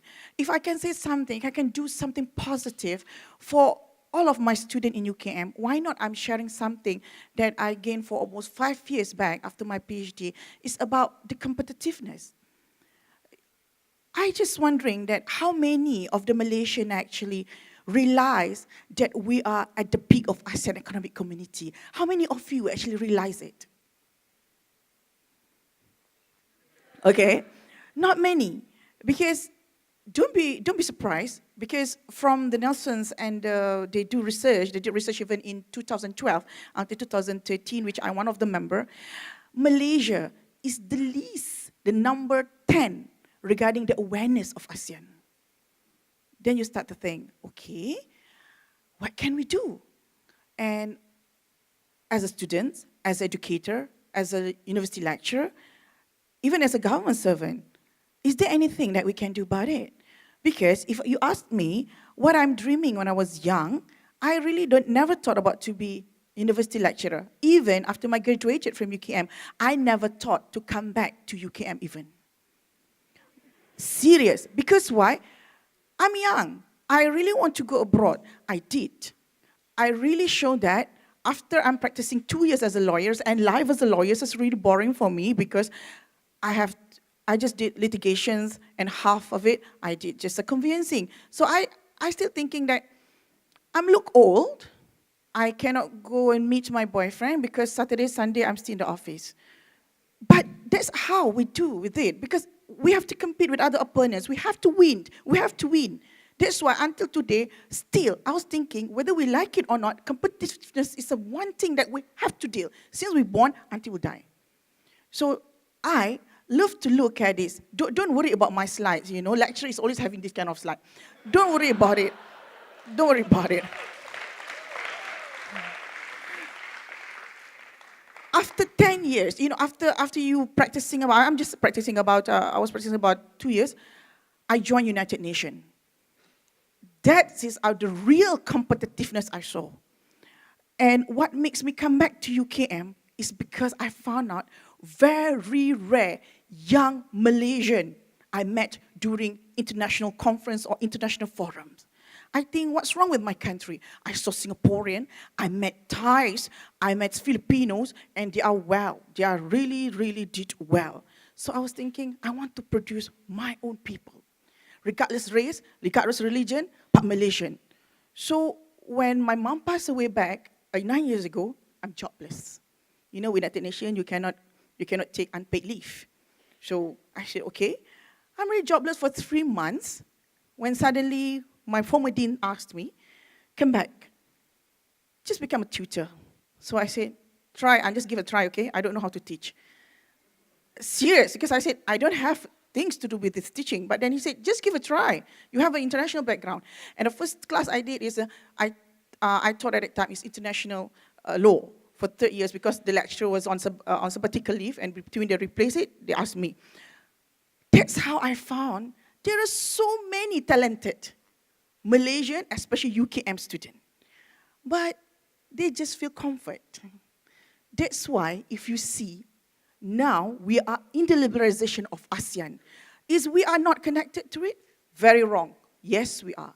And look, how many international firms in Malaysia? How many international firms will come to any of ASEAN country at this moment? And you have to see, this is the opportunity opportunity for all of us to compete with others professionals. And very, very important is when you see there is the center of the global economic. So this is why when Raymond asked me, please doctor, give a talk at this occasion, I said, Raymond, I can only give one. I want people to compete. I want us to compete because this is the only best way for us to see that how ASEAN can go. So this is what I say, the challenges will facing us in many sectors. I do believe all of you, not here, it's not only lecturers, you are from many professions. So we're having the same problem, which is challenges. Don't see anything else, just look at the formulation of clear graduate competence. Because if you look at everything, you say, oh, okay, what is this? But don't worry. I just wondering, because we, Malaysia, having this kind of problem. Graduate, what is that? How is this? I'm very inspired when I see just now, my ex-UKM standing here talking about the failure is very important for it. Yes, it's true, I agree with him. If you never fail in your life, it's like you never involved in an accident. You know how people drive when they never involved in an accident? They take their own sweet time. Like when I want to come here, there's one car, very sweet, looking around, and then brake. And then continue, and then brake, and then turn left without signal. Then I say, you never involved in an accident. So that's it. Once people hit the rock, we know how pain it is, but how to wake up from it. And okay, now we know where is the strength, where is our weakness. So this is why we need to know what is the clear graduate competence. Because maybe some of us ask, what is connect to me? We are mother, we are father, we involve actually in this. So don't worry also, because for me, this is set by UNESCO. This is set by UNESCO. And I do believe, as a parents, as lecturers, and all those things, we know already. But what I'm very concerned is our ability to perform. So this is. Now, have you ever asked yourself, how we're going to perform in this area of ASEAN Economic Community? What else the ASEAN integration? Remember, we're going to face a challenge from all over the world. All profession, especially law students, accounting, engineer. So ask yourself, how's your ability to perform? Simple. This is, you must have a skill. You like it or not, skill is very important for you to participate in the 21st century economy. If you read that slide, you can see many times I put knowledge, knowledge, knowledge. That's it. If we never knew what is our strength, if we never knew what is our weakness, how we want to know the knowledge? What is the standard of knowledge that we do have? That's why when I want my Malaysian people to realize that if your benchmark with Singaporean, you have to run double. If your benchmark with Laos, you have to slow down one step behind. Why? Not because they are not good, because the comparison between two countries is about high-tech and not high-tech. As you can see, this is the important for us to know how is actually we feel excitement about learning. And that is important. The very, very important is we're talking about lifelong learning skill, but how many of us want to further study up to PhD? Raise up your hand. I can see only a few. What about after 40s? You still want to do it? Please do. Please. Because why? When you having the PhD, it's not because you have the doctor. It's because your views towards certain things no more same. When you absorb the importance, anything or importance, knowledge or information, you are no more just believe it. You think, you go deep, and you find out whether it's true or not. That's why important for us. I'm always encouraged, regardless your age, please do your master's, please do your PhD, because it will help you a lot. You'll be a better person after that. Don't talk about the process. Don't listen to others. They're always scaring you. If you do PhD, you fail, then you will get this one. You every day don't, because you are yourself. You want to be compete, you have to compete. Do not compete with people at the same level with you. Compete with somebody who higher level than you. That's, you know, where you are.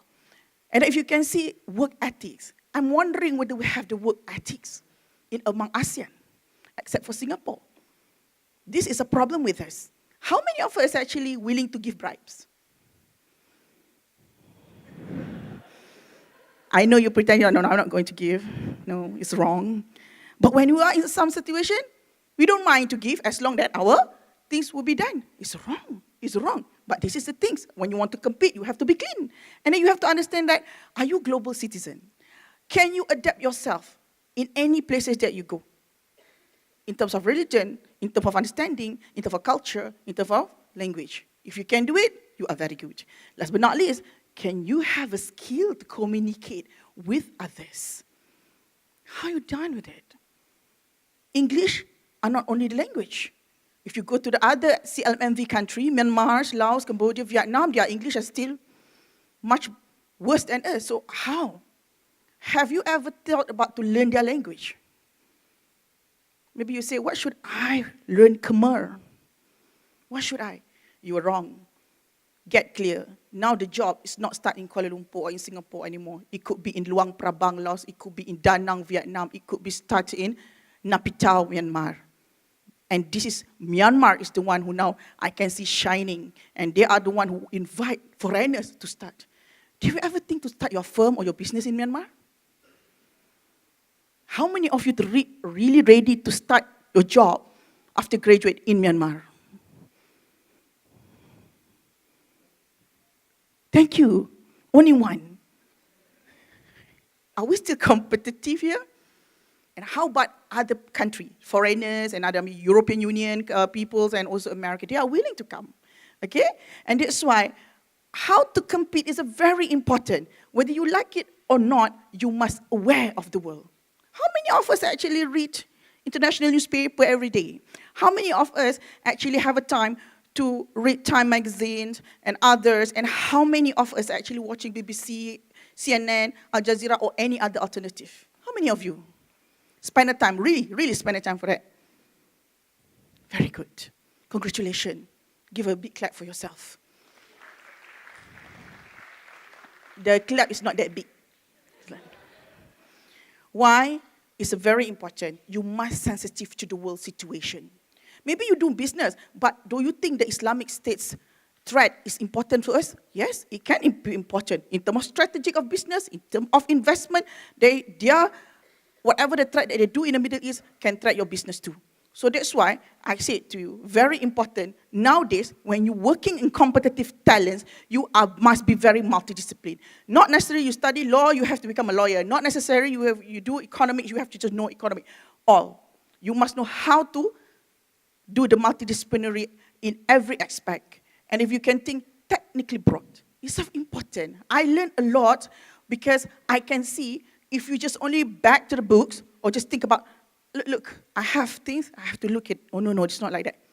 It's not works. Look how Singaporean did. Look how their system is something which I do believe other country in ASEAN to be compete like a Singapore.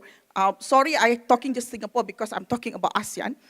You have to understand that start from the level, just a secondary level, they decide to have the people to think, to make a decision. That's why when they come to the international market, they really know when and how to make a decision, whether in their job, whether in their studies. So this is something that we have to think about. So that's why, for me, very important you also to have a discipline. So we are talking about competitive, talking about how to compete. If you don't have a discipline, if you don't have knowledge, you cannot go anywhere. And if you can see also how we effective in group operation, that's why I love to congratulate all of you today, because all of us is just a selected human being today by God to be here. You know why? Maybe somebody was thinking just, what is just TEDx UKM? Just give a talk. We have got enough with people to talk. This occasion is not simply enough to talk. We are the place where you can see so many experience from the young people. When I heard, it's inspired me at the age of 40. No, seriously, sometimes I always believe We have so many talented Malaysian people that I always want to push them to abroad, push them outside of Malaysian borders so people will see this is Malaysian talent. This is the one. This is why this occasion is very important. That's why I said congratulations to all of you, because we are selected people by God to be here today at this moment.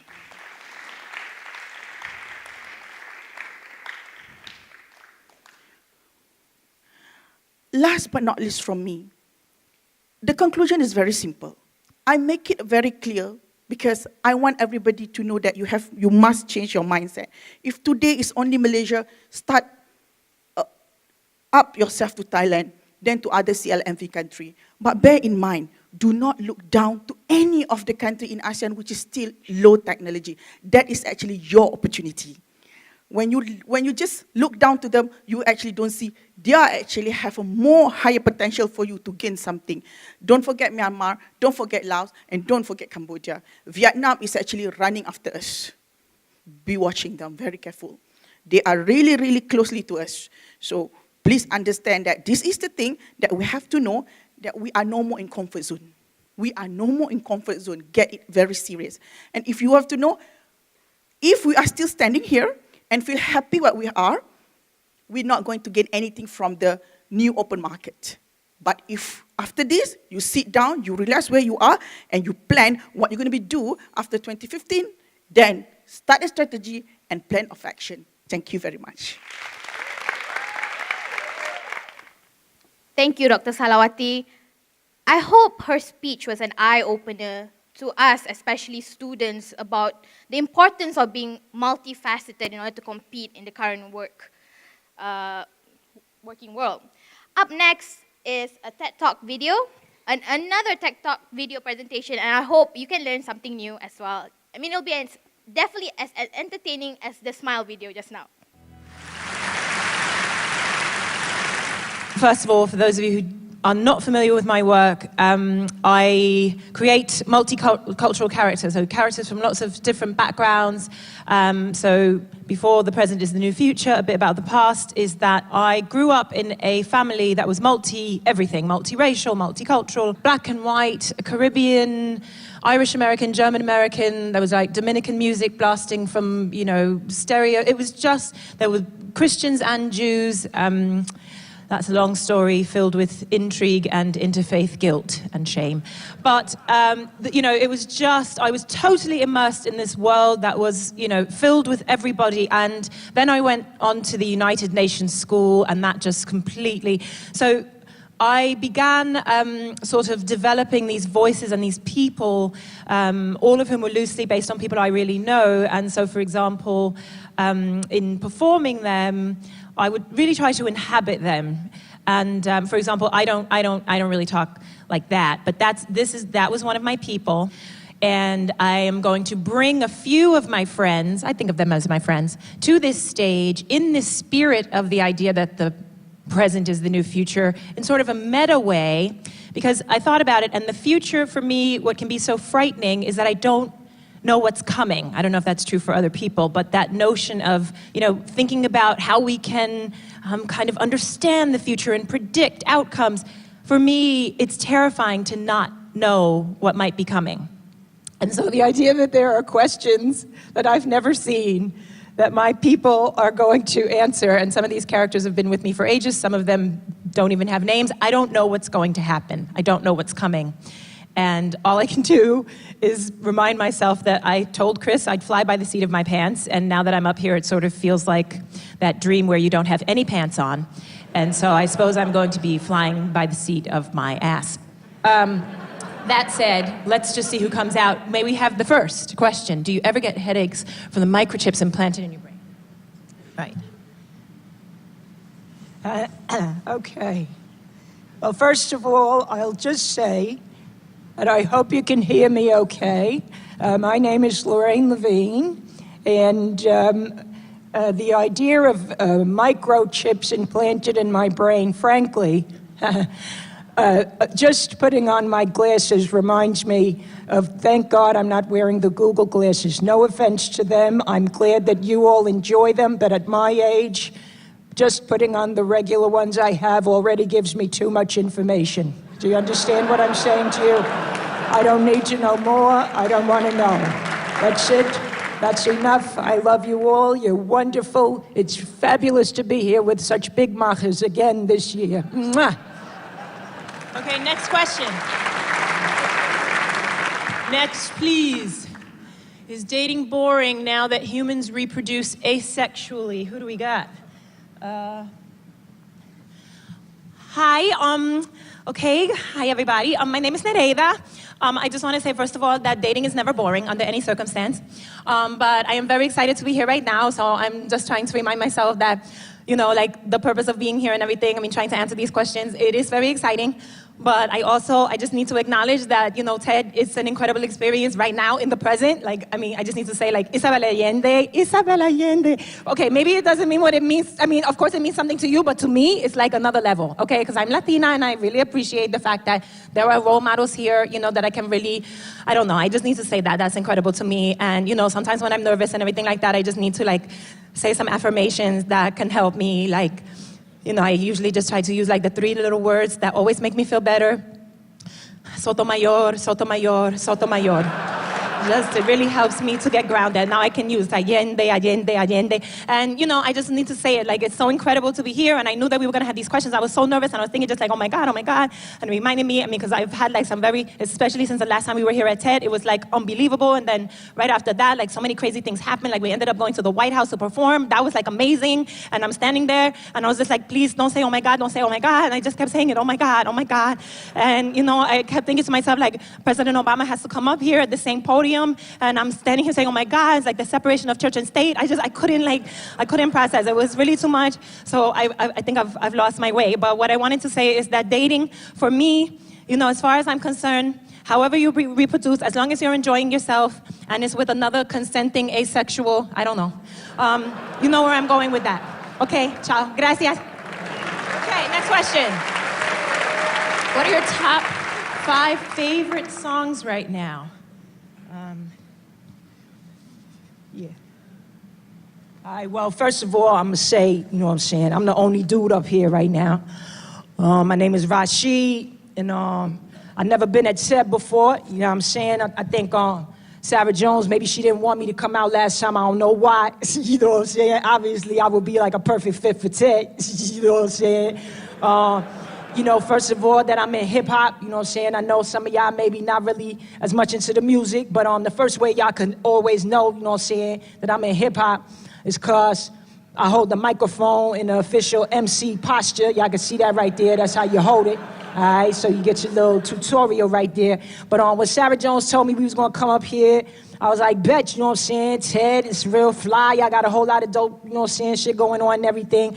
But she was like, yeah, we're going to have to answer like some random questions. Just like, and I was like, what the hell is that? You know what I'm saying? Just stand up there and answer some random questions. I don't want to, I mean, it's like an intellectual stop and frisk. You know what I'm saying? I don't want to be standing up there just, or getting interrogated and whatnot. That's what I'm trying to leave behind in New York. You know what I'm saying? So anyway, I would have to say my top 5 songs right now is all out of my own personal catalog. You know what I mean? So if you want to know more about that, you know what I'm saying, we could talk about the anti-piracy and all that. But as far as I'm concerned, you know, I believe in Creative Commons. And I think it's real important that, you know, that needs to be sustainable and everything. And I mean, as far as I'm concerned, I mean, this right here, this is an environment I would like to sustain. You know what I mean?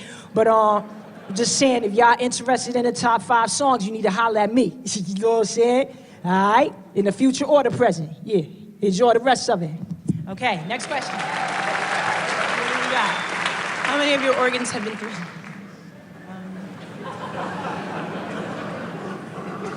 Well, I have to say that I don't know about how many of my organs have been 3D printed as such. But I can't tell you that it is so challenging to me, you know, kind of thinking about this concept of the future and that, you know, all around the world, parents are kind of telling their small children, you know, please, you have to eat that. You know, I have slaved over a hot 3D printer all day so that you can have this meal, you know, that kind of thing. But And of course, now that we have changed, from the global south, there is a total kind of perspective shift that is happening around the, you can't just say to them, well, there are starving children. Well, it is the future, but nobody is starving anymore, thank God. But as you can tell, I have kind of that optimism. And I do hope that we can continue to kind of 3D print. Well, let us just say, I like to think that even in the future, we will have the publication kind of, all the food that's fit to print. But everybody, please do enjoy that. And again, I think that you do throw a cracking good party here at TED. Thank you. Next question. What has changed? What has changed? Okay, it's like, I have to think about that. What has changed now that women run the world? First of all, I just want to say, and my name is Bella, I just want to identify myself, that as a feminist, I really find that because I was born in the 90s and there were a lot of women who were, as far as feminism was concerned, maybe they didn't understand that a feminist like me, I don't think it's required that you have to have a certain kind of voice or a certain way of presenting yourself to be feminist, because I think that feminism can be really hot. And I think actually that it's really vital and important. The quotation I'm wearing is from Gloria Steinem, and I'm named Bella for Bella Abzug, who's obviously a really important feminist from history. And I just think that those women really represent that you can be vital and amazing, amazing.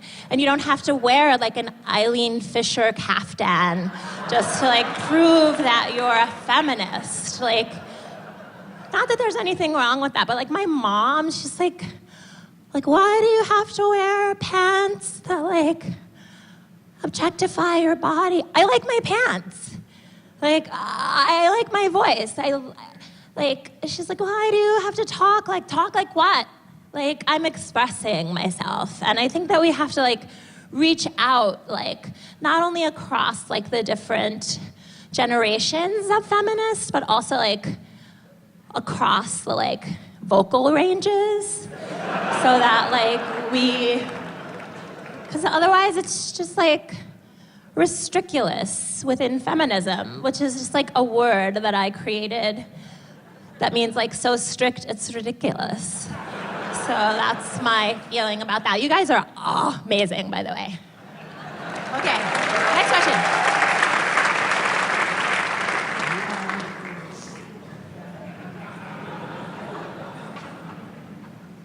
Yeah, you know what? So, my name is Joseph Mancuso. First of all, I just want to say that I appreciate that TED in general has been a pretty orderly crowd, pretty orderly group.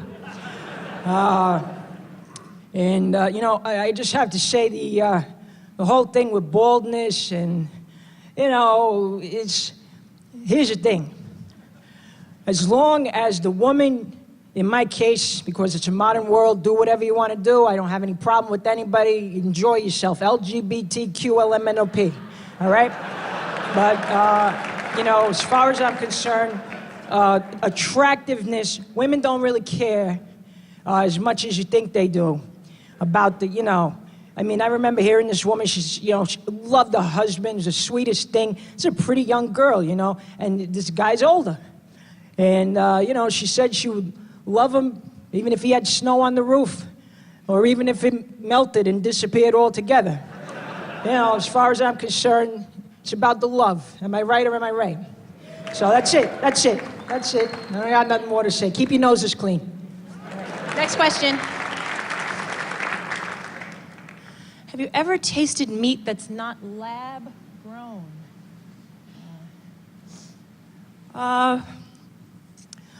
Well, I want to start by saying that this is a very difficult experience for a Chinese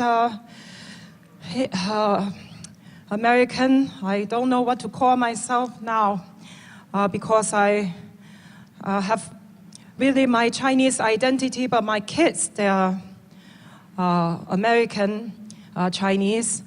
But it's difficult to try to express myself in front of audience of people like this.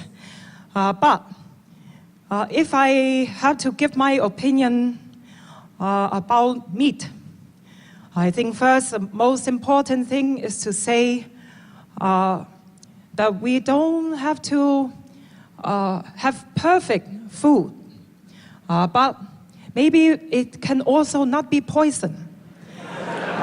Maybe we can have some middle ground for that. But I will continue to consider this idea, and I will report back maybe next year. Next. Will there ever be a post-racial world? Thank you for having me. My name is Gary Weaselhead. Enjoy that. I'm a member of the Blackfeet Nation. I'm also half Lakota, but that is my given name. And no, even though it would have seemed like an obvious choice, no, I did not go into politics. Tough crowd. But I always like to just let people know when they ask about race or those kinds of things. As a member of the First Nations community, I'm probably not your typical guy. For example, in addition to being an activist, I'm also a professional stand-up comedian. And, I'm most popular on college and university campuses. Whenever they want to do a diversity day or, hey, we're not all white week, then I'm there. Do I think there'll ever be a post-racial world? I think really you can't talk about race without remembering that it is a construct in certain respects, but also that until we redress the wrongs of the past, we're going to be turned around. I don't care if the present is the new future. And I think there's a lot of great people here at TED who are working to address that. So with that, if anything I've said today makes you feel uncomfortable, you're welcome. I think we have time for one more. What's the most popular diet these days? Who's here? Okay, well, I'm just going to answer this really fast as like 3 or 4 different people. I mean really fast. I'm just going to let y'all know that as far as diet is concerned, if you don't love yourself inside, there is no diet on this earth that is going to make your behind small enough for you to feel good. So just stop wasting your time. I would just like to say, as an African woman, that I believe the diet that we need is really to remove the crazy belief that there is anything wrong with a nice backside. No, I am teasing about that. There is nothing wrong with a woman of size. That is what I'm trying to say. Women, celebrate your body, for God's sake. Stop running around starving. You are making yourselves and other people miserable. Last answer. So we talking about what's the most popular diet. I'm going to start off by telling y'all that this is my first time here at TED. I might not be your typical person you find on this stage. My dental work not as nice as some people. But I made Sarah Jones promise she gonna bring me this time. Because she didn't bring me before. But, I just want to say there's a lot of things more important than counting calories.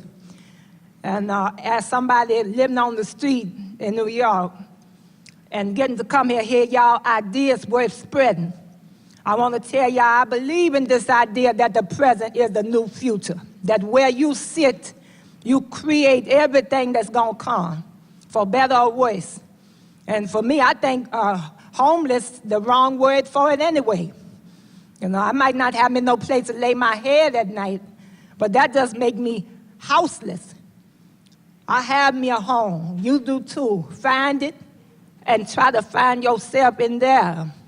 Make sure you know it's not just about virtual or reality in space. That's wonderful, but it's also about the actual reality here on Earth. How are people living today? How can you be part of the solution? Thank y'all for thinking about that right now in the present moment to influence the future. I appreciate it. Bye-bye. Thank you all very, very much. Thank you for trusting me, Chris. I hope you guys enjoyed that video as much as I did, because that was a very, very good video. But unfortunately, we don't have any speaker who is a stand-up comedian with a multiple personality disorder. Sorry. But we'll have, a lot more interesting speakers and also one more performance coming up next. Give it like another 15 minutes. So what we have is a gentleman from Hong Kong. He's a Malaysian who is currently living and working in Hong Kong. And he is an engineer who also wants to contribute to society, and therefore he became a co-founder and chief to YTalk.org Hong Kong, which is an idea sharing platform somewhat similar to TED Talk, but the speakers are students. And therefore, Mr. Ryan Kao would like to talk about what if and why not creating your life stories. So before we go to lunch, let's hear one more speech from Mr. Kao. Hi. So I hope I won't be over time this time. All right. So how many of you still remember the creation of a baby? When we want to create a baby, we need two elements. The first one is sperm. Don't laugh. Second one is ovum. And the fusion between sperm and ovum. And this is how a baby is created. And that was me when I was born as a baby.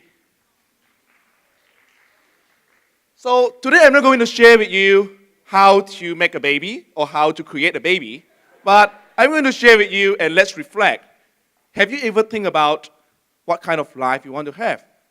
Have you ever think about making your life a story worth telling?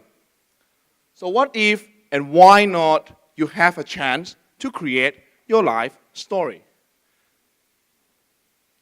So my name is Ryan. I went to Hong Kong to study for university 5 years ago, and I recently graduated, and I'm currently working as an engineer in Hong Kong. And I went to Burma before, 3 years ago, to start my own project as a volunteer, to do a volunteer service for 1 month in Burma. So I pretty like it. So I would like to ask you all several questions. Do you ever have your own ideas? What if one day you can start your idea? You share with people, you are so excited, you share with everyone around you. But the people will always ask you, this is what if you are thinking. People will always ask you, why? Why you want to do that kind of ideas? Why you want to do this? Why you want to do that? When you are very excited, when people ask you about why, you start to feel, oh my God, I'm so panicked. Why? Why am I doing this? Why? Why am I studying engineering? Why? Why am I doing all this? Then you give yourself a lot of reasons that, okay, I don't know why I want to do this, because I really don't know why. So I decided maybe I should give up. Give up doing all this stuff. And what if one day you have a chance to choose your future career? I still remember I tell my friends around that I wanted to study engineering. And in Malaysia, my friends would say, wow, engineering is so awesome and it's so fascinating. And they always will add one word, good job, bro. Good job, man. So, and then, when I go to Hong Kong, people ask about why. This was something very funny. I was wondering, okay, never has people asked me about why. So I was thinking, why? My expression at that time, why? Why am I doing engineering? Because there are actually two kind of definition for why. One is, why are you doing engineering? I feel interested in your choice. Another is, Why engineering? Engineering is not something making money. It's not something making profit. So I decided my answer is not to answer them. So I put, why not? Why not I study engineering? Why not I do this? So that's my idea behind.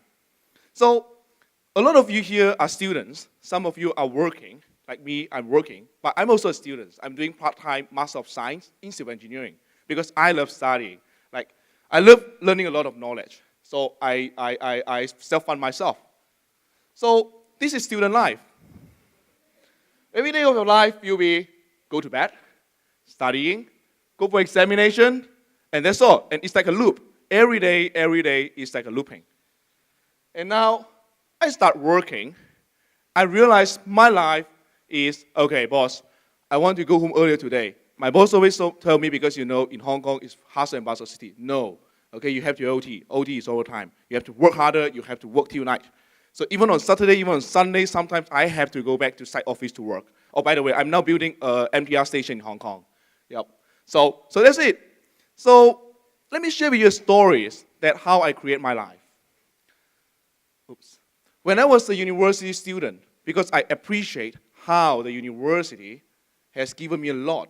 Because when I first went to Hong Kong, I was like anak kampung. I didn't know a lot of things. Okay, I was like, wow, Hong Kong is so good. Wow, compared to Malaysia, a lot of these kind of ideas. So I learned a lot from there. I explore a lot, and I have been so globalized because I went there to study abroad. I'm not saying Malaysia is not good. It's just like at that time I have the chance to go there to study, and the university I study is one of the top 50 universities in the world. So something very interesting. I wanted to offer something back to my university as a gift. I wasn't famous. I wasn't someone who is successful. I didn't have money, because normally in the practice, in the reality, we will just offer money. Hey, I donate money. I donate 1 million to the university. So I don't have all these kind of ideas. I don't have it. So I try to observe in a university, what do we have? It's the same. We have TEDx, HQSC, like TEDx UKM, where they invited a lot of speakers from outside the university, outside the community, to share their ideas. And we have something interesting as well.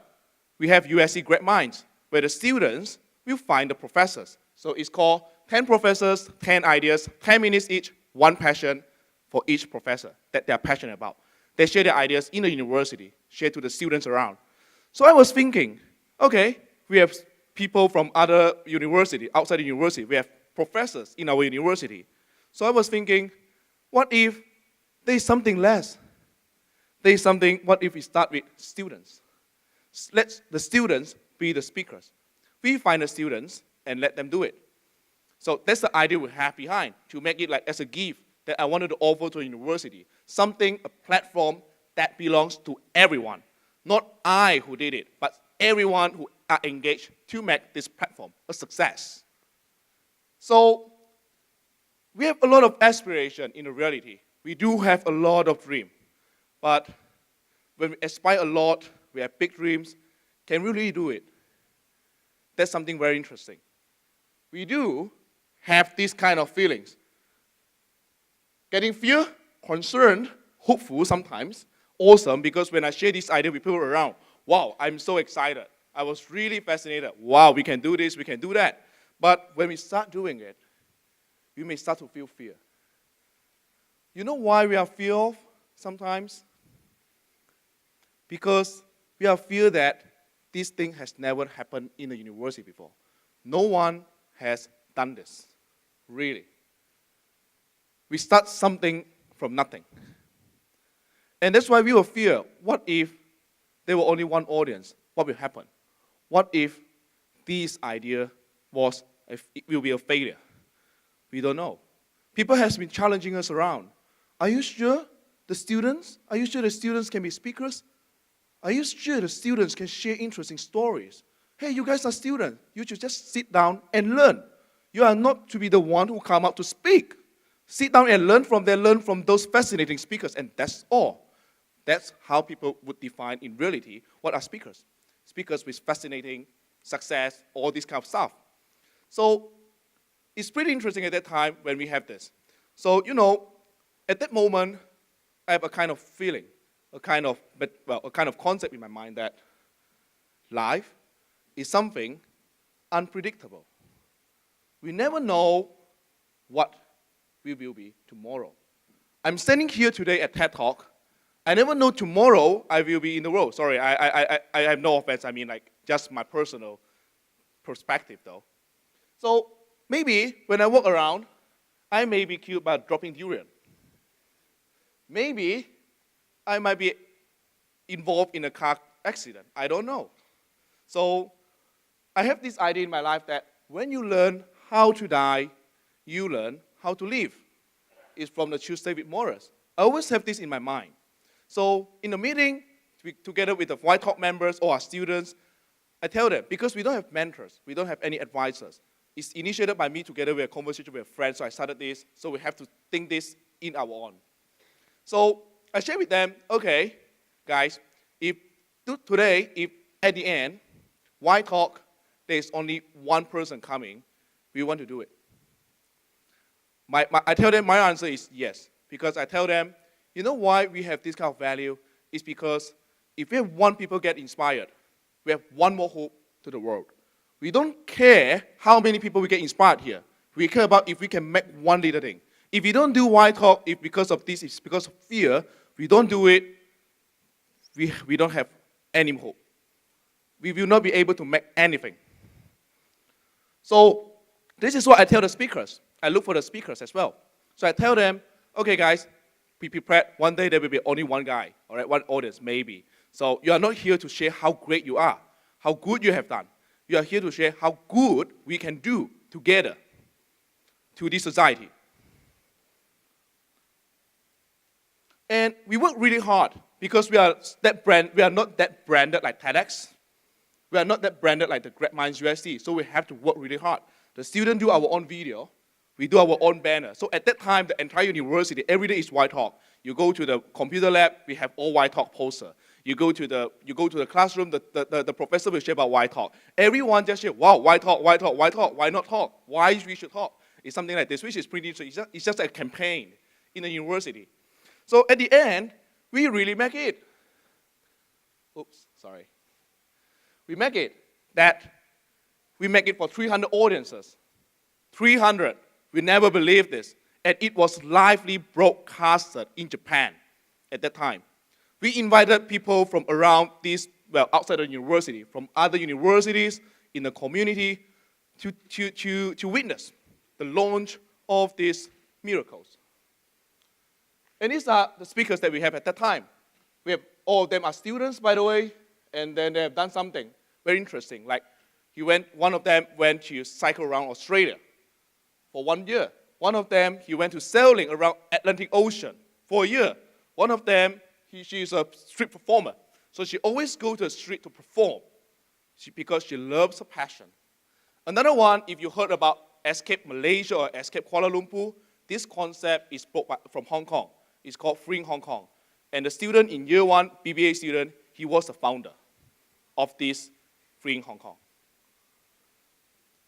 So we get into the newspaper, into the press release and everything, all right? And we learned something very important through this process. That is creating nothing to something. This is something that when you actually tackle your fear, you can do it. You know, as for me, I always have an ambition. I always believe that even though I'm now an engineer, I want to be a global engineer. My dream, because actually I have a 10-year cycle of working and studying abroad. My dream is that I wanted to cycle from Hong Kong to Europe myself. And I want to learn more about engineering because I want to go to different kind of villages. I want to learn the basic, what engineering is, instead of saying because I've been working, so engineering is something building MRT, engineering is building like skyscrapers. I don't believe this. I believe engineering is something very, very, very basic, how we can make social impact. So we have this ambition that we want to create, we want to connect the world, we want to spread positive energy. And recently, we basically built something to some more thing, that is, we registered YBhg. We want to create more platforms for the young people. You want the young people to actually have the chance. You are not being invited as speakers. You want to make change. You come here and we create this platform together. We make change together. So this is the idea behind. You know, this was me in 1998 when I was 8 years old. I have a big tummy. I was introvert. I never smile, all right? My smile was always like this, just this. And then, this is me now. I love to take selfie. I love to go to travel around. Like on early January, together with my friend, I initiated an idea, okay, so we just cycle from Hong Kong to China. So that's an idea very random for 3 days. So we just cycle there. So that's what I have learned from there. It's not about creating these kind of things. Like when you're creating nothing to something, you are actually creating a value in yourself, and you are creating values. You are making social impact on others. You make people feel like, oh, this is something that I can do as well. Let me share with you some examples. So this is my friend. His name is Fai. So he was a year one, when he was a year one computer science engineering student, he worked together with me in YBhg. So he gets so inspired. So later on, he started his own cycling trip from Xining to Tibet for a month. He never cycled before. He started this alone. And later on, he said, I love cycling. He liked a lot about adventure.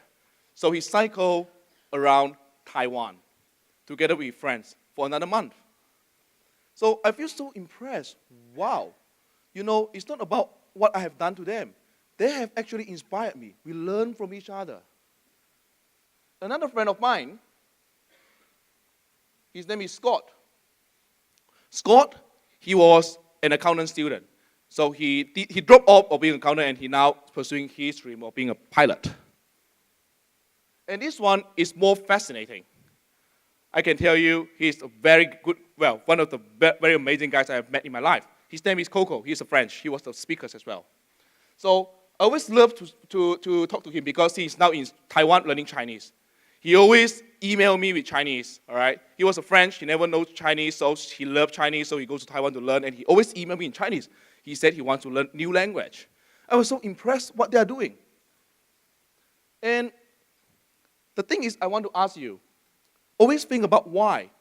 When why is always in your heart, don't just keep why taking you off, but keep why not motivating you to move forward to make an impact. And when you have what if, the idea, what if you want to do something, why not?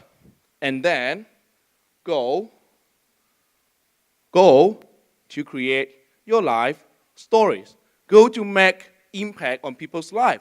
Not just for you to prove to others how good you are, but how good we all can do. And whether or not you are good enough is not to be questioned. Because the question is, are you doing and creating what you feel passionate about? And, okay, back to this one. Hi, I'm Ryan. So if I can do it, if my friends and I, the young people, can do it, I believe you can do it. Go create your life story, not just for yourself.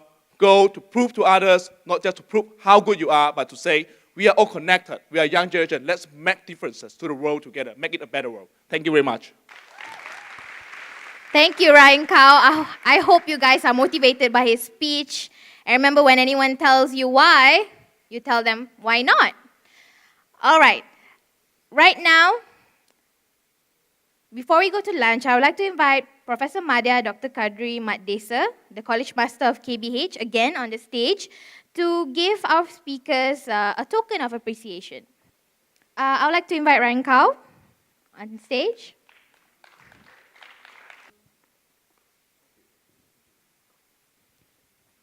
Up next is Dr. Salawati Mat Basir.